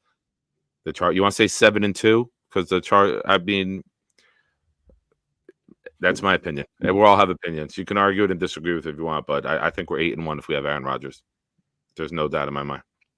Yeah, I mean, look. Whether we're 7-2, 8, and whatever it is, I mean, we could say to say that we wouldn't be significantly better is crazy. We would be significantly better if you watch the way we've lost, just because of the defense. When you have a defense playing the way our defense is playing, and you have Aaron Rodgers, look at Aaron Rodgers on a bad year. His offense still puts up 20 points a game. 20 points a game, that means we've only lost 1 game this year. So I don't understand. But we're arguing with a fan who doesn't know our numbers, obviously, or our statistics. We don't give up more than 20 points a game very often. Aaron Rodgers is going to get us 20 points a game. I mean, if we're getting 12 to 15 points a game with Zach, you don't think we're going to get over 20 with Rodgers? You're talking about a touchdown. You're talking about a freaking touchdown more a game. Yeah. I mean, when did Aaron Rodgers not get, his worst years, he's going to get 26, 20 to 30 touchdowns, right? Halloween of 2009. Halloween 2009 or 10? Rex Ryan played them. It was 9-6. He didn't get a touchdown. Right, but you're right. But if you look at his seasonal stats, Aaron Rodgers, even in a bad year, gets 26 to 30 touchdown passes. That's not including running touchdowns, rushing touchdowns, or defensive touchdowns. So right now, we have 8 touchdowns. Yeah. We would kill for 2.5 touchdowns a game right now. We would kill for 2.5 touchdowns a game, Jack. Right. So what is anybody talking about? How can anybody claim that we wouldn't be a completely different team when on Aaron Rodgers' worst year, we'd be scoring an extra 7 to 10 points a game? It's statistically obvious. You know what I mean? So it makes no sense. All right. And our defense, Grandizer, and our Izzy. defense, by the way, would be better because we'd be playing with the lead sometimes. Yeah. Grandizer, they activated a rookie, Izzy Abba. Israel Tigo, Abanikanda. say it again. Israel Abanikanda. Izzy. They activated Izzy. He's a rookie from Pitt. Better Look Dynamic explosive in the rookie from Pitt. preseason. Oh, that's who's going to take that roster spot. How you doing, Tigo? Thank you for joining How us. you doing? Absolutely. Tigo in the house. All right. Right. I figure when we get to the, real quick. Get to the presser, we need Tigo to answer questions too. Yeah. I'll throw them around. I'll rotate them to everybody. We'll fire through quick. Real fast though. Real fast. Tigo, what do you think about what I've been saying now and what Nick is saying when we talk about if Aaron Rodgers didn't get hurt, like as far as us scoring more points per game? Do you have? Oh, that's a an given, argument on right? Like this wide receiver core that we have now, while not good, is still infinitely better than what he had last year in Green Bay. Like, dude, his number one wide receiver was Alan Lazard. They were relying on a second and a fourth round draft pick to play out of their minds in Christian Watson and Romeo Dubes, right? And while Both I this was time. a big Watson fan and I was a big Dubes fan, they're nowhere near the level of like wide receiver that we have on this team right now. And I think Nick, while I think overestimated a little bit the connection that Garrett Wilson and Aaron Rodgers was going to have, it's not that hard to see or to imagine it being better than what Zach and Garrett have right now. Like, it's he's at 55 catches, right? He's at 55 catches in 9 games. Yeah, and so exactly. So what's it, 6 a game? 6.3 a game, right? And so you look at it and you go, but also the questions have to come into the questions have to happen of like what happens with Brownlee and Gibson, and like people are forgetting that Zach is not a quarterback that affects the game in a positive way. Yeah. The rest of the team needs to be perfect around him for this offense to operate at any level of what might be considered functional, you know? And that's the core problem of what we're seeing. Aaron Rodgers, even at 40, is a quarterback that elevates the rest of the team around him. He's a quarterback that's going to put the other 10 men on the field, put them in his backpack, and carry them forward. Yeah. We're not getting all the 3 and outs. We're getting longer drives. We're getting touchdowns. There's more opportunities. There's more receptions. There's more plays. So the fact that the water level would rise, right? Modine, exactly. It's your best comment ever. If we had Aaron Rodgers, we'd be undefeated, run through the playoffs, and win the Super Bowl. You've obviously been watching my channel too, because I said that all summer. Thank you. Tony's got a question. Jeremy, I'll throw this one at you first. Why was Trevor Siemian signed? I'm sorry, Jeremy, since the question's for you, we have to say it the way you say it. Why was Trevor Siemian signed when he's on the practice squad? I know how much you love Seaman, so you answer this question. Is absolutely, I'm starting to think a catastrophic signing. Like one second. At first, I thought they didn't want to have pressure him with Zach. Like I thought it was like they wanted Zach to know it was his job. And they were with this. I don't believe that now. I honestly believe that this guy probably looks like crap. He probably just looks like crap. Yeah. They said, he's got to learn the offense. Maybe he's just not picking it up. I don't know. But why would you sign him? That's a good question. Why is he on the practice squad? Obviously, if he looked better than Boyle, he would be Boyle rules. Sorry. He would be the number 2 quarterback, and he's not. So the guy hasn't won a game since 2017. I mean, and he's just got worse and worse. Yet I will agree, when he's been on the field, he's more competent. then Zach. but Zach plays Zach's the New York mobility team. has kept so many plays alive. Yeah. Trevor don't have that. Like this guy would be like Flacco. He would get killed with our offensive Trevor, line. people like to believe that Trevor is like Trevor couldn't win a backup job in Cincinnati Anywhere. this year. Yeah. Like who's Cincinnati's backup? I'll give you $50 right now if anyone can answer in the next 5 seconds. I won't actually because I'm McCarron. Karen. I already the 5 seconds was up. But again, it's one of those things like, dude, You didn't even finish the question, and I said AJ McCarron. I started the timer when I thought about the question, not when the question ended. That's on you, bud. Should have. Is that who it is? AJ McCarron? I have no idea. I'm just scared that you might be right. But like he couldn't win. Well, I follow his wife on Instagram, and I know they built a house out there. So it's Tigo, I'm gonna throw this question to you. Let me throw this question to you because we got a lot, and I'm backing up in the chat. Yeah, go ahead. Does Rodgers make Lazard better? No. Grandizer's a Dolphins fan. Read that Jets fans are really disappointed with Lazard. Give me a short response to that, if that you have that ability. Lazard's struggles are like they're purely on him, right? Like he's getting hit in the hands and he's just not holding it. Like, what is Zach supposed to do about that? Okay. You know what I mean?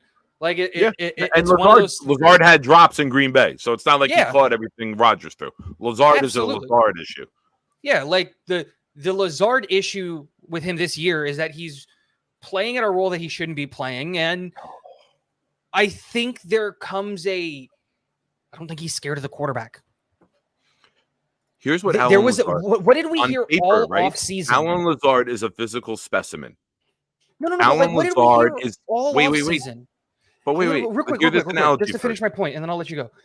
Like, what did we hear all off season? You can't mess up around Aaron, because if you mess up around Aaron, you're not getting the ball again. Whether you're on the field, whether the play is designed to go to you, doesn't matter. He's not going to throw the ball at you because if he doesn't trust you, you're not going to get the ball. And I think that matters. There's no punishment that you're going to get from a touches perspective from Zach Wilson, because Zach Wilson doesn't have the gravitas or let's just be honest, the balls to be able to look at any wide receiver and be like, tighten your shit up, because he needs to tighten his stuff up, you know? So it's just like, what are we going to, again, it's a weird thing. And I think that that's the whole thing. If Aaron Rodgers is the quarterback, everybody focuses more, like way more. And the mistakes go down because you're so worried about, oh man, I have to be perfect and I can't mess up and so on and so forth and this and that and that and this and blah, blah, blah, blah, blah. Because the consequences of you messing up is so much higher. And we don't see that. So sorry, Nick. I just didn't want to lose my thought process about that before you went on talking about him being a physical specimen and not using any of it. The lines with questions, Jer. Like I'm behind in the chat. I'm trying to catch up to get everybody's time. My fault. That's why, guys, all of us, we got to fire off the responses quick because we're getting way behind. Okay. I want to do a little speed round here. Like try to give like a 15-second answer, and we'll all take turns. I'll take this one. I'm moving you into the driver's seat. You're in charge. All right. Should have gotten Josh Dobbs. We were not trading away anything for any more assets. When we traded for Aaron Rodgers, I think we all collectively agree. We've all said that on our shows. We were not trading away any more future picks for a possibility. Sure, in Dobbs a draft class that is so good, and in a year we don't have very many picks, and we already don't have a second, we were never going to trade for a quarterback, especially when the quarterback isn't the biggest issue. He's still an issue, but he's not the biggest one. Nobody knew. All right, Jeremy. Jim Pock, what's up? Jets O-line versus Rodgers past O-lines. Who's better? Well, his past OLs were healthier. I think healthy, maybe we would be as good. I mean, he's had some good ones, so maybe not every year, but it would have been healthy as good as some of his years where he had good years. But he hasn't. I mean, the line hasn't been good because of the injuries. We've been decimated with injuries. Okay. I'm looking. Here we go. Tigo, throw this one to you. I didn't read it yet. Knob, what's up, pal? What's the value of our offensive position coaches with the way these clowns are playing? I actually really like all of our coaches on the offensive side of the ball. I stand by the statement, and I think that the problem is it's a much deeper rooted problem than just the position coaches. I can't pronounce his last name, but AZ, the wide receivers coach, is, I think, much better than what we had before. Then you look at Keith Carter. I think he's so much better than what we had last year. Like, it's just, I think even Hackett, I think, is so much better than Mike LaFleur and what he did. And I think the blame is going to the wrong place. It's not on Hackett. Hackett can't call his offense because Zach can't handle an NFL offense. So everything needs to be stupid simple so that he can just operate at barely an NFL level. And so that's the whole thing that we need to remember. All right. That's fair. That's fair. Pew, pew, pew. GVH says, oh, my Abaconda don't want none unless you got buns on. You do side bends or sit-ups. Please don't. Sorry. Bow, bow, bow, bow, bow. Let's look at the next question. Throw a question mark after your comments. Put a Q in front of it is easier because then you can just. Sean McAteer asked Jeremy, "You a Navy guy?" Am I a Navy guy? I think maybe he saw your shirt. You have a shirt on that says Navy? No, but I never really rooted for one branch over the other in those games. Like, to be honest, I never had a preference. So I love our Navy. I love our Navy. I love our Navy. Better. I was in the Navy. Nice. In the Navy. I love all of our branches. I love everybody who serves. Except for the Marine Corps. Wow. I got to talk crap about the little brothers. Yeah. Ooh. Wow. I'll say that's a Gunny too. Where's Gunny at? 7 states away, you bold, crazy son of a bitch. I'll say it to his face too. Jeremy, if Wilson gets injured, do the Jets play Boyle? They have to, right? He's the only one active for. He's the only one there. Now, I thought there was a rule where you get to have an emergency roster spot for a third. Is that only in the playoffs? No, that's in the regular season, but the third quarterback has to be on the 53-man roster. We choose not to do it. Yeah. Well, if Zach gets hurt, we know who's playing then. Okay. All right, I'll take this one. I haven't read it yet. Why did JD tank the season by leaving in Zach for backup and not signing week 1? I don't think there's anyone worth signing. Because he I won don't the think game. Carson Wentz was worth signing. I don't. Who? No, just go. I just don't think there was anyone worth signing. You know, you weren't signing Gardner Minshew.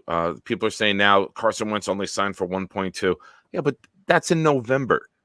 In the summer, he was looking for more. The asking price goes down as the season progresses, and week by week, you just want to get back out there, so you settle at that point.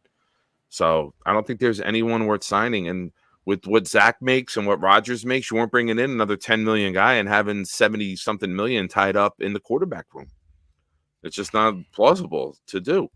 No one ever thought Rodgers would go down on the 4th play. You know, dude has maybe missed a thing. In 19 or 20 years of playing, he's missed time in 2 seasons. 2. Yeah. Right. Yeah. And one was like the last game of the year.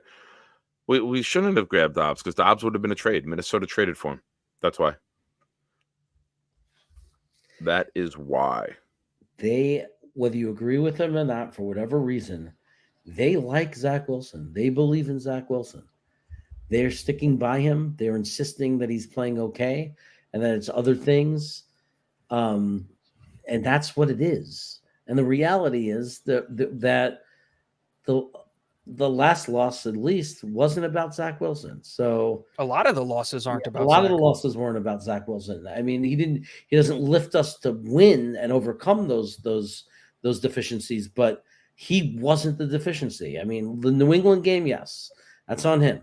But the last couple of weeks didn't feel like Zach Wilson to me. Yeah. He's shown growth. I mean, from where he was, it's not hard to improve, right? Any sign of improvement was a big jump for him. Granddad, it's not a bad idea. Jeremy, Nick, Jets Roundtable for a possible future stream. Could you do midseason grades for all Jets positions, key players, and rookies? Also, a player stock up, stock down, salary cap, and possible Jets free agents. Free agents will do more towards after our playoff run. But we could do that on the Friday night hangout this week. We could do a little mid-season grade. Tigo, if you're down to hang on Friday night at all, Jeremy. Grandizer, if I know you do already, but if you want to drop my stream, if you don't mind, if not, I'll do it. Drop my stream in the chat, pal, and let everyone know. We'll do that Friday night hangout, 8:00 Eastern. But that's a good idea. Question for Tigo. How's the babies, plural? Yeah, they're doing well. The big one is going through it right now. He's teething hard. He had 2 teeth come in the last 5 days, and he has 3 more coming in all at the same time.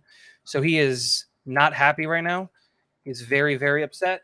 And then the little one he just recently became like real alert, started like tracking people, and he's like smiling socially and all of that stuff. So it's really, really cool seeing him, obviously. Nice. He's turning into like a little, this like tiny little human turning into a little person, and it's really cool. Yeah, it's fun. Enjoy it, man. Enjoy it. Jeremy, it's a food question, so this obviously goes to you. North Carolina V man, what is better clam condiment, horseradish, cocktail sauce, or lemon? I don't need anything from the ocean. I can't comment, and I don't need any of those 3 condiments. So Out of those 3, well, I mean, obviously, well, actually, there's 2. I use all 3 in different situations. I like baked clams, and with baked clams, like an Italian restaurant, it's definitely all about the lemon. And then the flavors there. If I was going to eat a raw clam, which I don't, but if I was going to eat one, I would want more than lemon. I'd want the cocktail sauce. okay. This one's going to be one word, just a name. This question's just a name. Eagle, I'll throw it to you first. If the Jets have to take a QB in the 3rd round, I like Carson Beck. Eagle, if you got a 3rd round quarterback, as of now, 3rd, 4th round projection, who are you taking? Whatever interior defensive lineman's available. No. I don't want a quarterback in the 3rd. If you're taking a quarterback, take one in the 1st. If you're taking one in the 3rd, Duke Riley or the kid out of Duke. Okay. Riley out of Duke. I'm not. I've seen him and some of the mocks be available. The kid from Florida State, Travis. Yeah, Jordan Travis. Yeah, I would take him if he's there in the 3rd. I would take a shot on someone like him. Yeah, didn't want to go easy. I wanted Riley Leonard. That's his name. Yeah, from Duke. How about we go 2 Duke picks? We take Batham, the tackle Batham in round 1, and then we start building from the. Well, we start building from the dominant football program, the Duke Blue Devils. I can't even say it with a straight face. I'm sorry. I can't take them seriously. I would take, if he was available, because I think he's a 2nd, 3rd round prospect, Jaden Daniels from LSU. He's a 2nd round guy. He probably he's going to skyrocket. He could slip. He's going to skyrocket. If not him, then Riley Leonard or Michael Pratt. Pratt's also a 2nd round guy. You think? I don't think either one of those guys make it that far. Daniels he might win the Heisman this year. He's playing so well. And he's 2nd right now in the odds, the FanDuel odds. And LSU is going insane. And there is a real possibility. I have a 3rd round grade on him right now because I haven't redone my quarterback evaluations, but I'm seeing a lot of places have him in the 2nd round. I don't think this is the first year in a long time where I legitimately will have 2nd round grades for quarterbacks, because normally I don't believe in the 2nd round quarterback like at all. It's either a 1st round or a 1st round or a 3rd round. This year, there's like 4 guys that are like legitimately 2nd round quarterbacks. I think all 4 of those guys, Jaden Daniels can't go back. He ran out of eligibility. But I think like all three of the other guys, they should go back, especially because I think like Quinn Ewers is a second-round pick right now. I think he should go. I think he should go to USC. I think that'd be such a good fit for him. He'd be a first-round pick next year if he went to USC. Well, if Pratt was to slip, I would take him. I agree. He might go earlier than that. And then it's Riley Leonard for me. It's Riley Leonard in the third round. Big, athletic. Yeah, he's realistically going to be there. So I'd still take one in the first round. There's going to legitimately be like 5 first-round quarterbacks. Yeah. And a lot of people like, and it's only really like if JJ McCarthy is there, I would take him. I think he's going to last until like the mid 15s to early 20s. And if he's there, I think you take him. Him sitting behind Aaron Rodgers for the next year or two is a combination I don't think you can pass up on. Be right back. But if not, you just move on. Okay. This is a take that I've said many times in the chat. The Jets should not draft a QB. Just trade for established guys. Here's a question.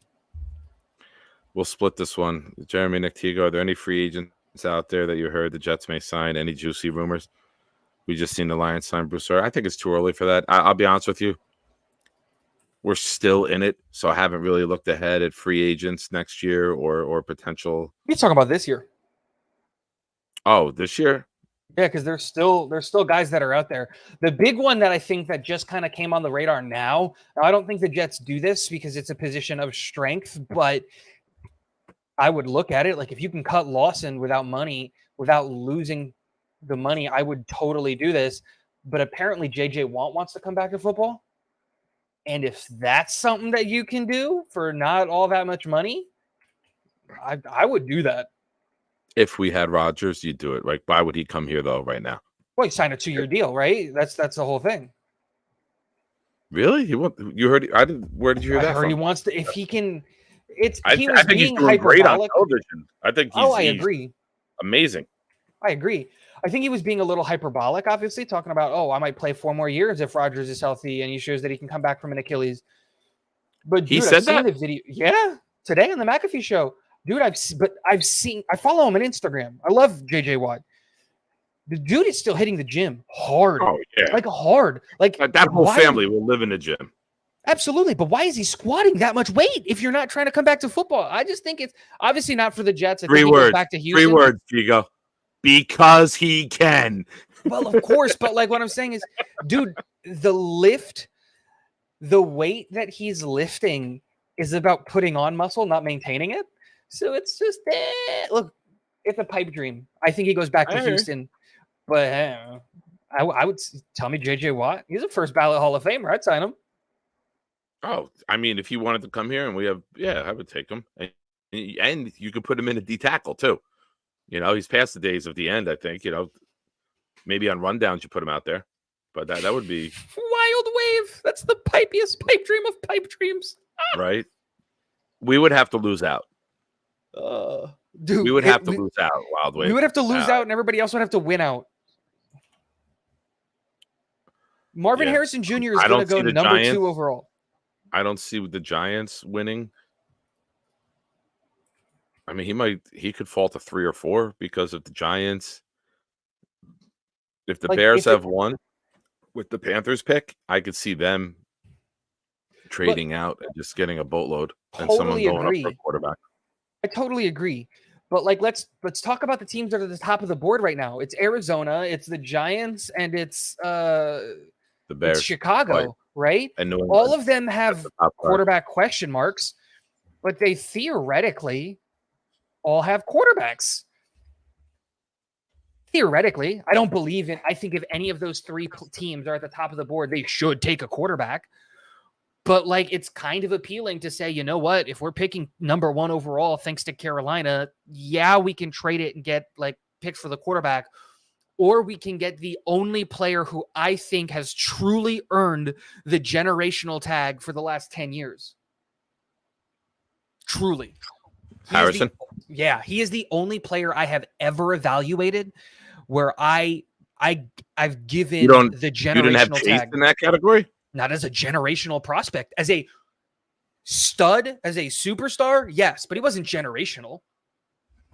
Generational should be once in a generation. And that's not what Jamar Chase was. Jamar Chase was awesome. Don't get me wrong. But Marvin Harrison Jr., this might sound hyperbolic, but I think this is legitimately like a statement that can be said. I think he is the moment he is drafted, the best wide receiver in the NFL. The moment before he takes a snap, he's number one, in my opinion. Okay. And I love Justin Jefferson. Marvin Harrison Jr.? Yeah. Yeah. Dude, you should not be as silky smooth, as strong, as fast, as smart at 6'4", 210 pounds. How are you running a sub 4.40 at 6'4", 210 pounds? It doesn't make sense. And here's the way I look at him. Julio Jones size with Marvin Harrison Sr.'s smoothness. Right? He's big, but he runs like he's like his dad. Like he's really smooth in and out of cuts. You know, Marvin Harrison was an elite route runner. Marvin Harrison was the best route runner until AJ Brown. I thought AJ Brown was the best route runner that I see. AJ Brown in his prime before CTE, the perfect hit. AJ Brown was so great in and out of routes. Dude, I thought Marvin. I could talk about Marvin Harrison for hours. Yeah. Like it's gonna suck when he's on the Giants. Like he is so good. Giants are taking the quarterback. Hey, like, can't we treat you like Bill Belichick, Jeremy? Can't the dog sit in your chair like the draft? Is that Klecko? This is Klecko. What's up, Klecko? What's up, Klecko? How you doing? Are you stuck in the crazy all this time? Fear is grim. We won't be in the position to take Rice's kid. He's a sophomore? True sophomore? No, he's a redshirt sophomore. He can declare this year. I think he does. I think he leaves with Caleb, but he's a second-round pick right now, and I don't see him going back. If he goes back, I don't see him putting himself in as a first-round wide receiver, and which sucks because I like Rice's kid a lot. He's doing interesting is the word I'm going to use. Interesting things at USC as a wide receiver out there. I really like how he plays. Fear's got a really good one. I'd rather have a scared Jerry Rice son as a Jeff or Frank Gore's kid. The Frank Gore's kid had a phenomenal weekend. I think it was last weekend. Can Gore's kid declare? I thought he's a sophomore. I'm not sure if he could declare, but he had a really good weekend last year. Was it Central Mississippi, Southern Miss? I think he's Southern Miss. I'll look it up right now. I don't think look at his game. I think he had a phenomenal game either this week. If you look at his game log, I think it was either this week or the week before. He had a monster. Look it up. So let's yeah, I don't think he can declare. Okay. Let's look ahead here. Coach's presser's gone. Thank you everyone for all your questions. We appreciate it. Let's kick it around here. Here you go. Look into your crystal ball and tell us, what do you think will go down this Sunday? Did we get flexed? Because for months, this game was 1 o'clock. Because I remember saying in the chat, this was our only 1 o'clock game in the month of November, and it was the biggest one. And now we don't have the 1 o'clock game anymore. They moved it to 4:25 with Nance and Romo. Really? Yeah. I do not remember this being a 1 o'clock game. I remember saying it because I looked. Jolene, I said it on Jeremy a few weeks ago, early October. I was like, if you're looking ahead, it was the bye week, the Victory Monday show on the bye week. I was like, what's wild is after the bye, you look ahead at November, all the big games. We got Monday night with the Chargers. We got Sunday night in Vegas. Hey. We got the Bills. We got the Dolphins on Black Friday. The Bills, the biggest game in the month, is the 1 o'clock game on Sunday. And now it's 4:25. But I didn't see an announcement that they flexed it. Nikki texted me the other day, goes, they moved the game. I mean, you can call me an idiot for listening to a 15-year-old, but I remember seeing it myself, and I'm usually really good with numbers. That's I don't remember it being all right, a 1 o'clock game. Oh, before not saying that it was. I remember it being a midday game. Okay. Because I remember the thought, because I think I had this conversation with a buddy of mine where I remember saying, dude, the Jets don't play a 1:00 game till the Texans game. Okay. All right. Maybe. So again, I can be wrong. All right. One other thing I wanted to bring up, I saw Brian Costello tweeted today. I know with all the other stuff and the comments and the shout out Carter that got a lot of airplay. I forgot to bring this up earlier when we had O'Leary. Brian Costello made an interesting observation. December 10th, when we're supposed to play Houston with Stroud, who looks incredible right now, the Giants host the Packers on Monday Night Football. Now, the NFL this year can flex out of Thursday night games and Monday night games week 11 through or 12 through 17. It's interesting because in order to flex the Giants out of the Monday night game, you have to put the Jets in the Monday night game because the Jets are scheduled to be home on Sunday. Mm-hmm. So it would just be a swap. If you're taking the Giants out, you have to put the Jets in because they both can't be home on a Sunday. So worth keeping an eye on. You know, we win this game with how good Houston is. Like Stroud is exactly. a freaking phenom, dude. Yeah. Yes. And now you're taking out Jordan Love, who there's not much there. You're taking out Tommy DeVito, and you're getting the Jets defense against CJ Stroud, and now you got a fun, cool storyline. You can put that kid on national television. And December 10th, who knows? Is Miracle Man going to play? You know, it could be amazing, but I think it's worth keeping an eye on.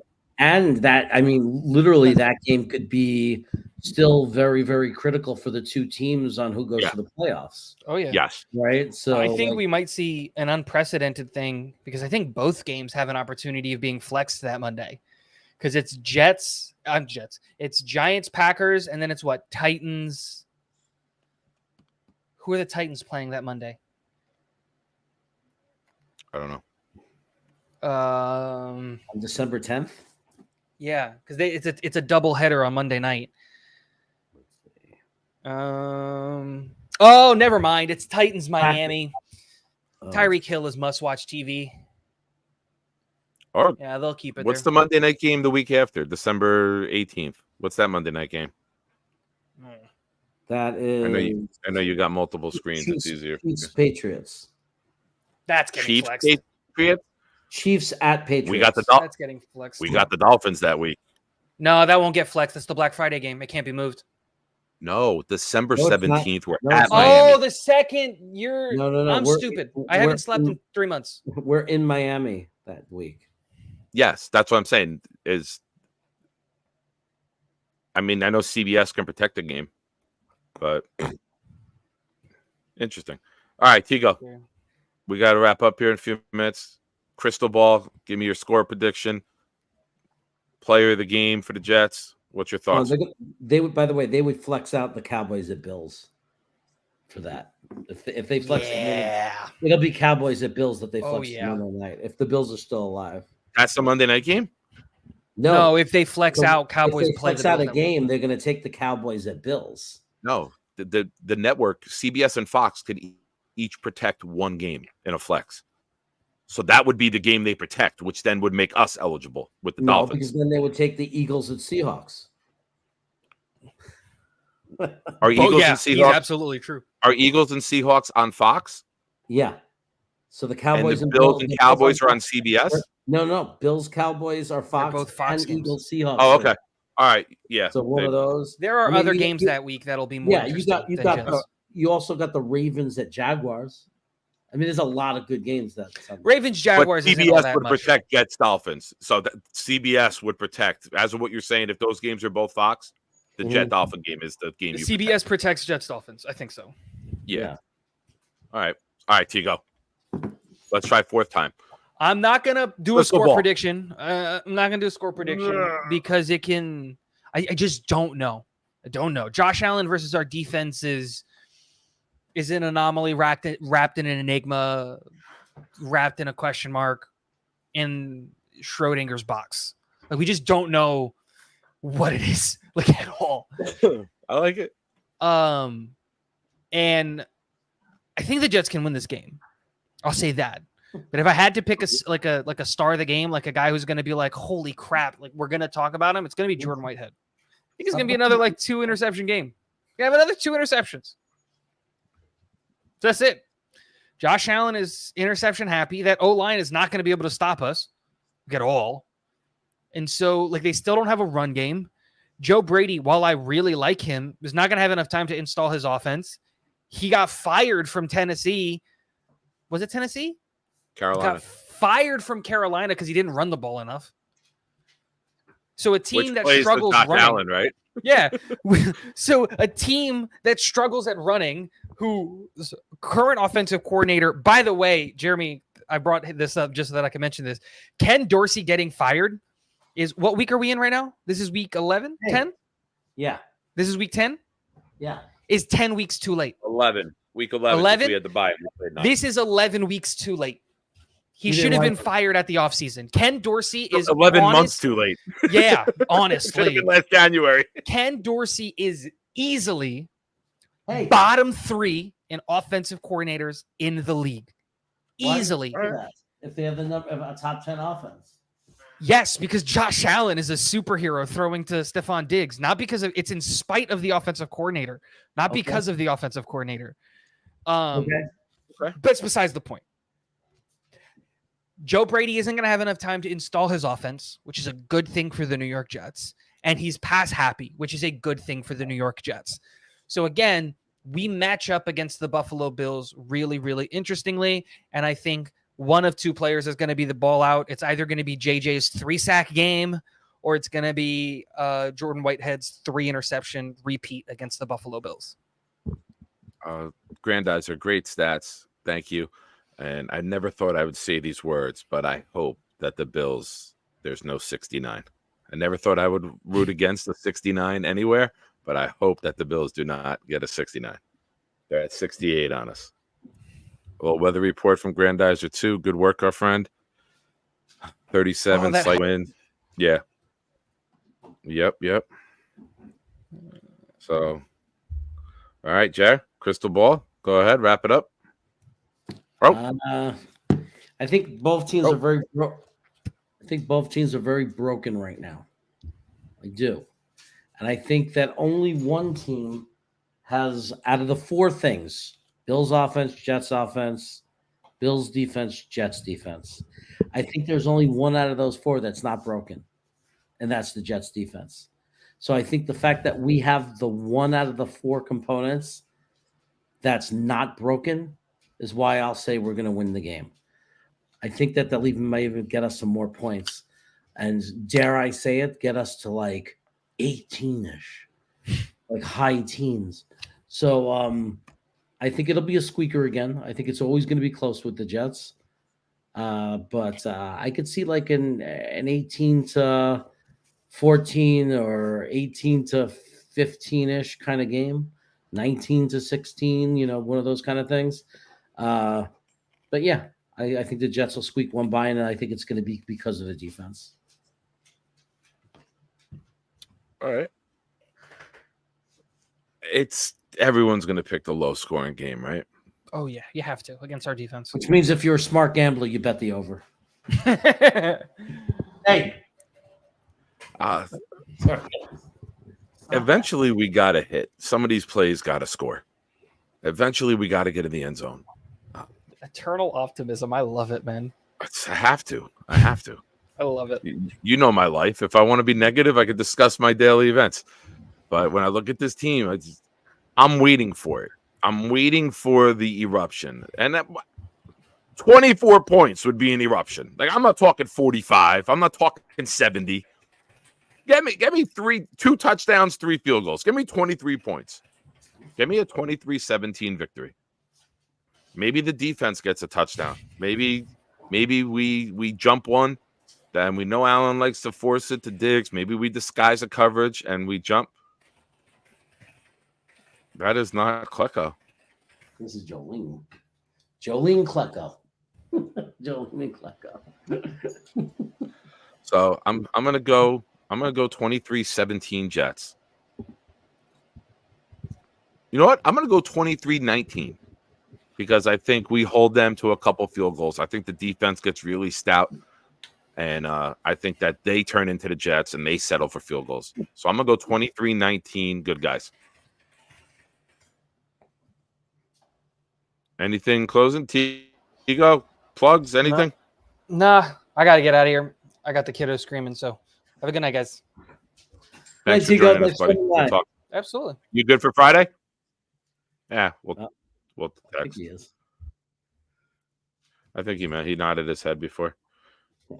Cute Thanks, puppies Billy. there. Thanks. I got 8. The Klecko's 8 months and she's 6 months. They're much easier than they were 4 months ago. Although there's still a little bit of a handful. I gotta watch them. You never know what she's gonna come running by with in her mouth. That's what she said. Yeah, buddy. What is this? Oh, that's Rock. Oh, okay. I'm just looking. Yeah.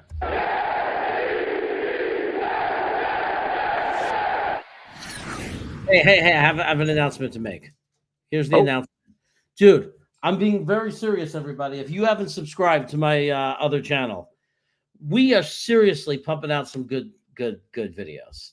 And I'm very serious about it. It's my channel with my brothers. It's called Brooklyn Brothers Food Review. Brooklyn Brothers Food Review. Everybody likes food. Everybody likes eating. You get to see me reviewing food. You get to see my brothers reviewing food. It's a lot of fun. They're short videos, 2.5 minutes. I'd appreciate if you just give it a shot. Go over there, check it out. If you like it, subscribe. Got a bunch of people over there from this channel, but not nearly as much as I would hope. So at least give it a shot because I think it's good stuff. A lot of people that watch it like it. I get a lot of good feedback on it. We just need to get it out there. So all you got to do is type Brooklyn Brothers Food Review, and there's a whole bunch of reviews from me and my brothers. And we have a lot of fun. And there's also a playlist of hot sauce where we rate hot sauces, and you get to see me suffer because I eat a lot of horrendously hot sauces. So it's a fun challenge. You need to put a montage together of you having hot sauce on this channel as part of it. You know what I mean? Like the hot sauce montage. Yeah, maybe. Guys, Grandizer posted my page, Proud New York Jets fans. If you would, I'm getting close to 500. At 500 now, you can monetize on YouTube. So that would be really awesome if you guys could help me get there. If you haven't already, for those of you that do subscribe already, thank you. Friday night, 8 o'clock, we'll have the Friday night hangout. It is entertaining with that family. It's interesting. Need more videos of Mama Crevette shopping. Those are my favorite, as you know. And gentlemen, it'll be a fun night Friday night. We're gonna hang out for a while. We're gonna discuss. We'll do some mid-season grades that Grandizer suggested. We'll talk a little pop culture too. Last week we did like top 5 dramas. I'll think of another category for this week, and it's a hangout. It's less of a. We'll talk some Jets. We'll talk some football. We'll talk some news. Thank you, Sean. Appreciate it. And then we'll get into some other topics, whether it's music or television shows, actors, other sports. Who knows? Well, I'll throw out a crazy off-topic discussion that everyone could take part in. You never know who's going to show up. Johnny Jimenez always pops in. He loves hanging out with us. Jeremy, Tigo. I'll talk to Italy Jet fan, possibly Adam, Y2K. We'll get a good group together. People pop in and pop out all night, and we'll have fun. It's more of a laid-back show, but appreciate you guys hanging out. And you got anything else, brother? No, that's it. Just this, guys. Nick, it was a pleasure. I'm sure we'll be talking soon. And thank you to Matt O'Leary and Tigo for joining us as well. When I say soon, I mean within minutes. Yes, thank you to both our guests. Yeah, it was a great show. And, most importantly, thanks to everybody that's watching. Thank you, everybody, and everybody that watches the playback. Appreciate it so much. And remember, in those comments, if there's something we're missing, if there's something you want to see, let us know in the comments. We're here for you. You guys are what makes it work. You guys make the dream work. Everybody take care. Have a good one. And now, welcome to Pride and Chaos. Welcome to the darkest year of our adventures.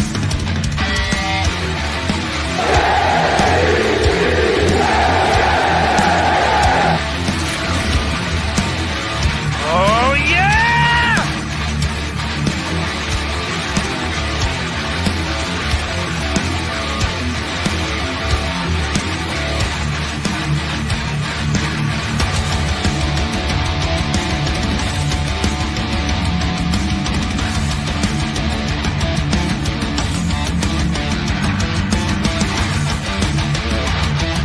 And now, give it up for Jeremy and Rick.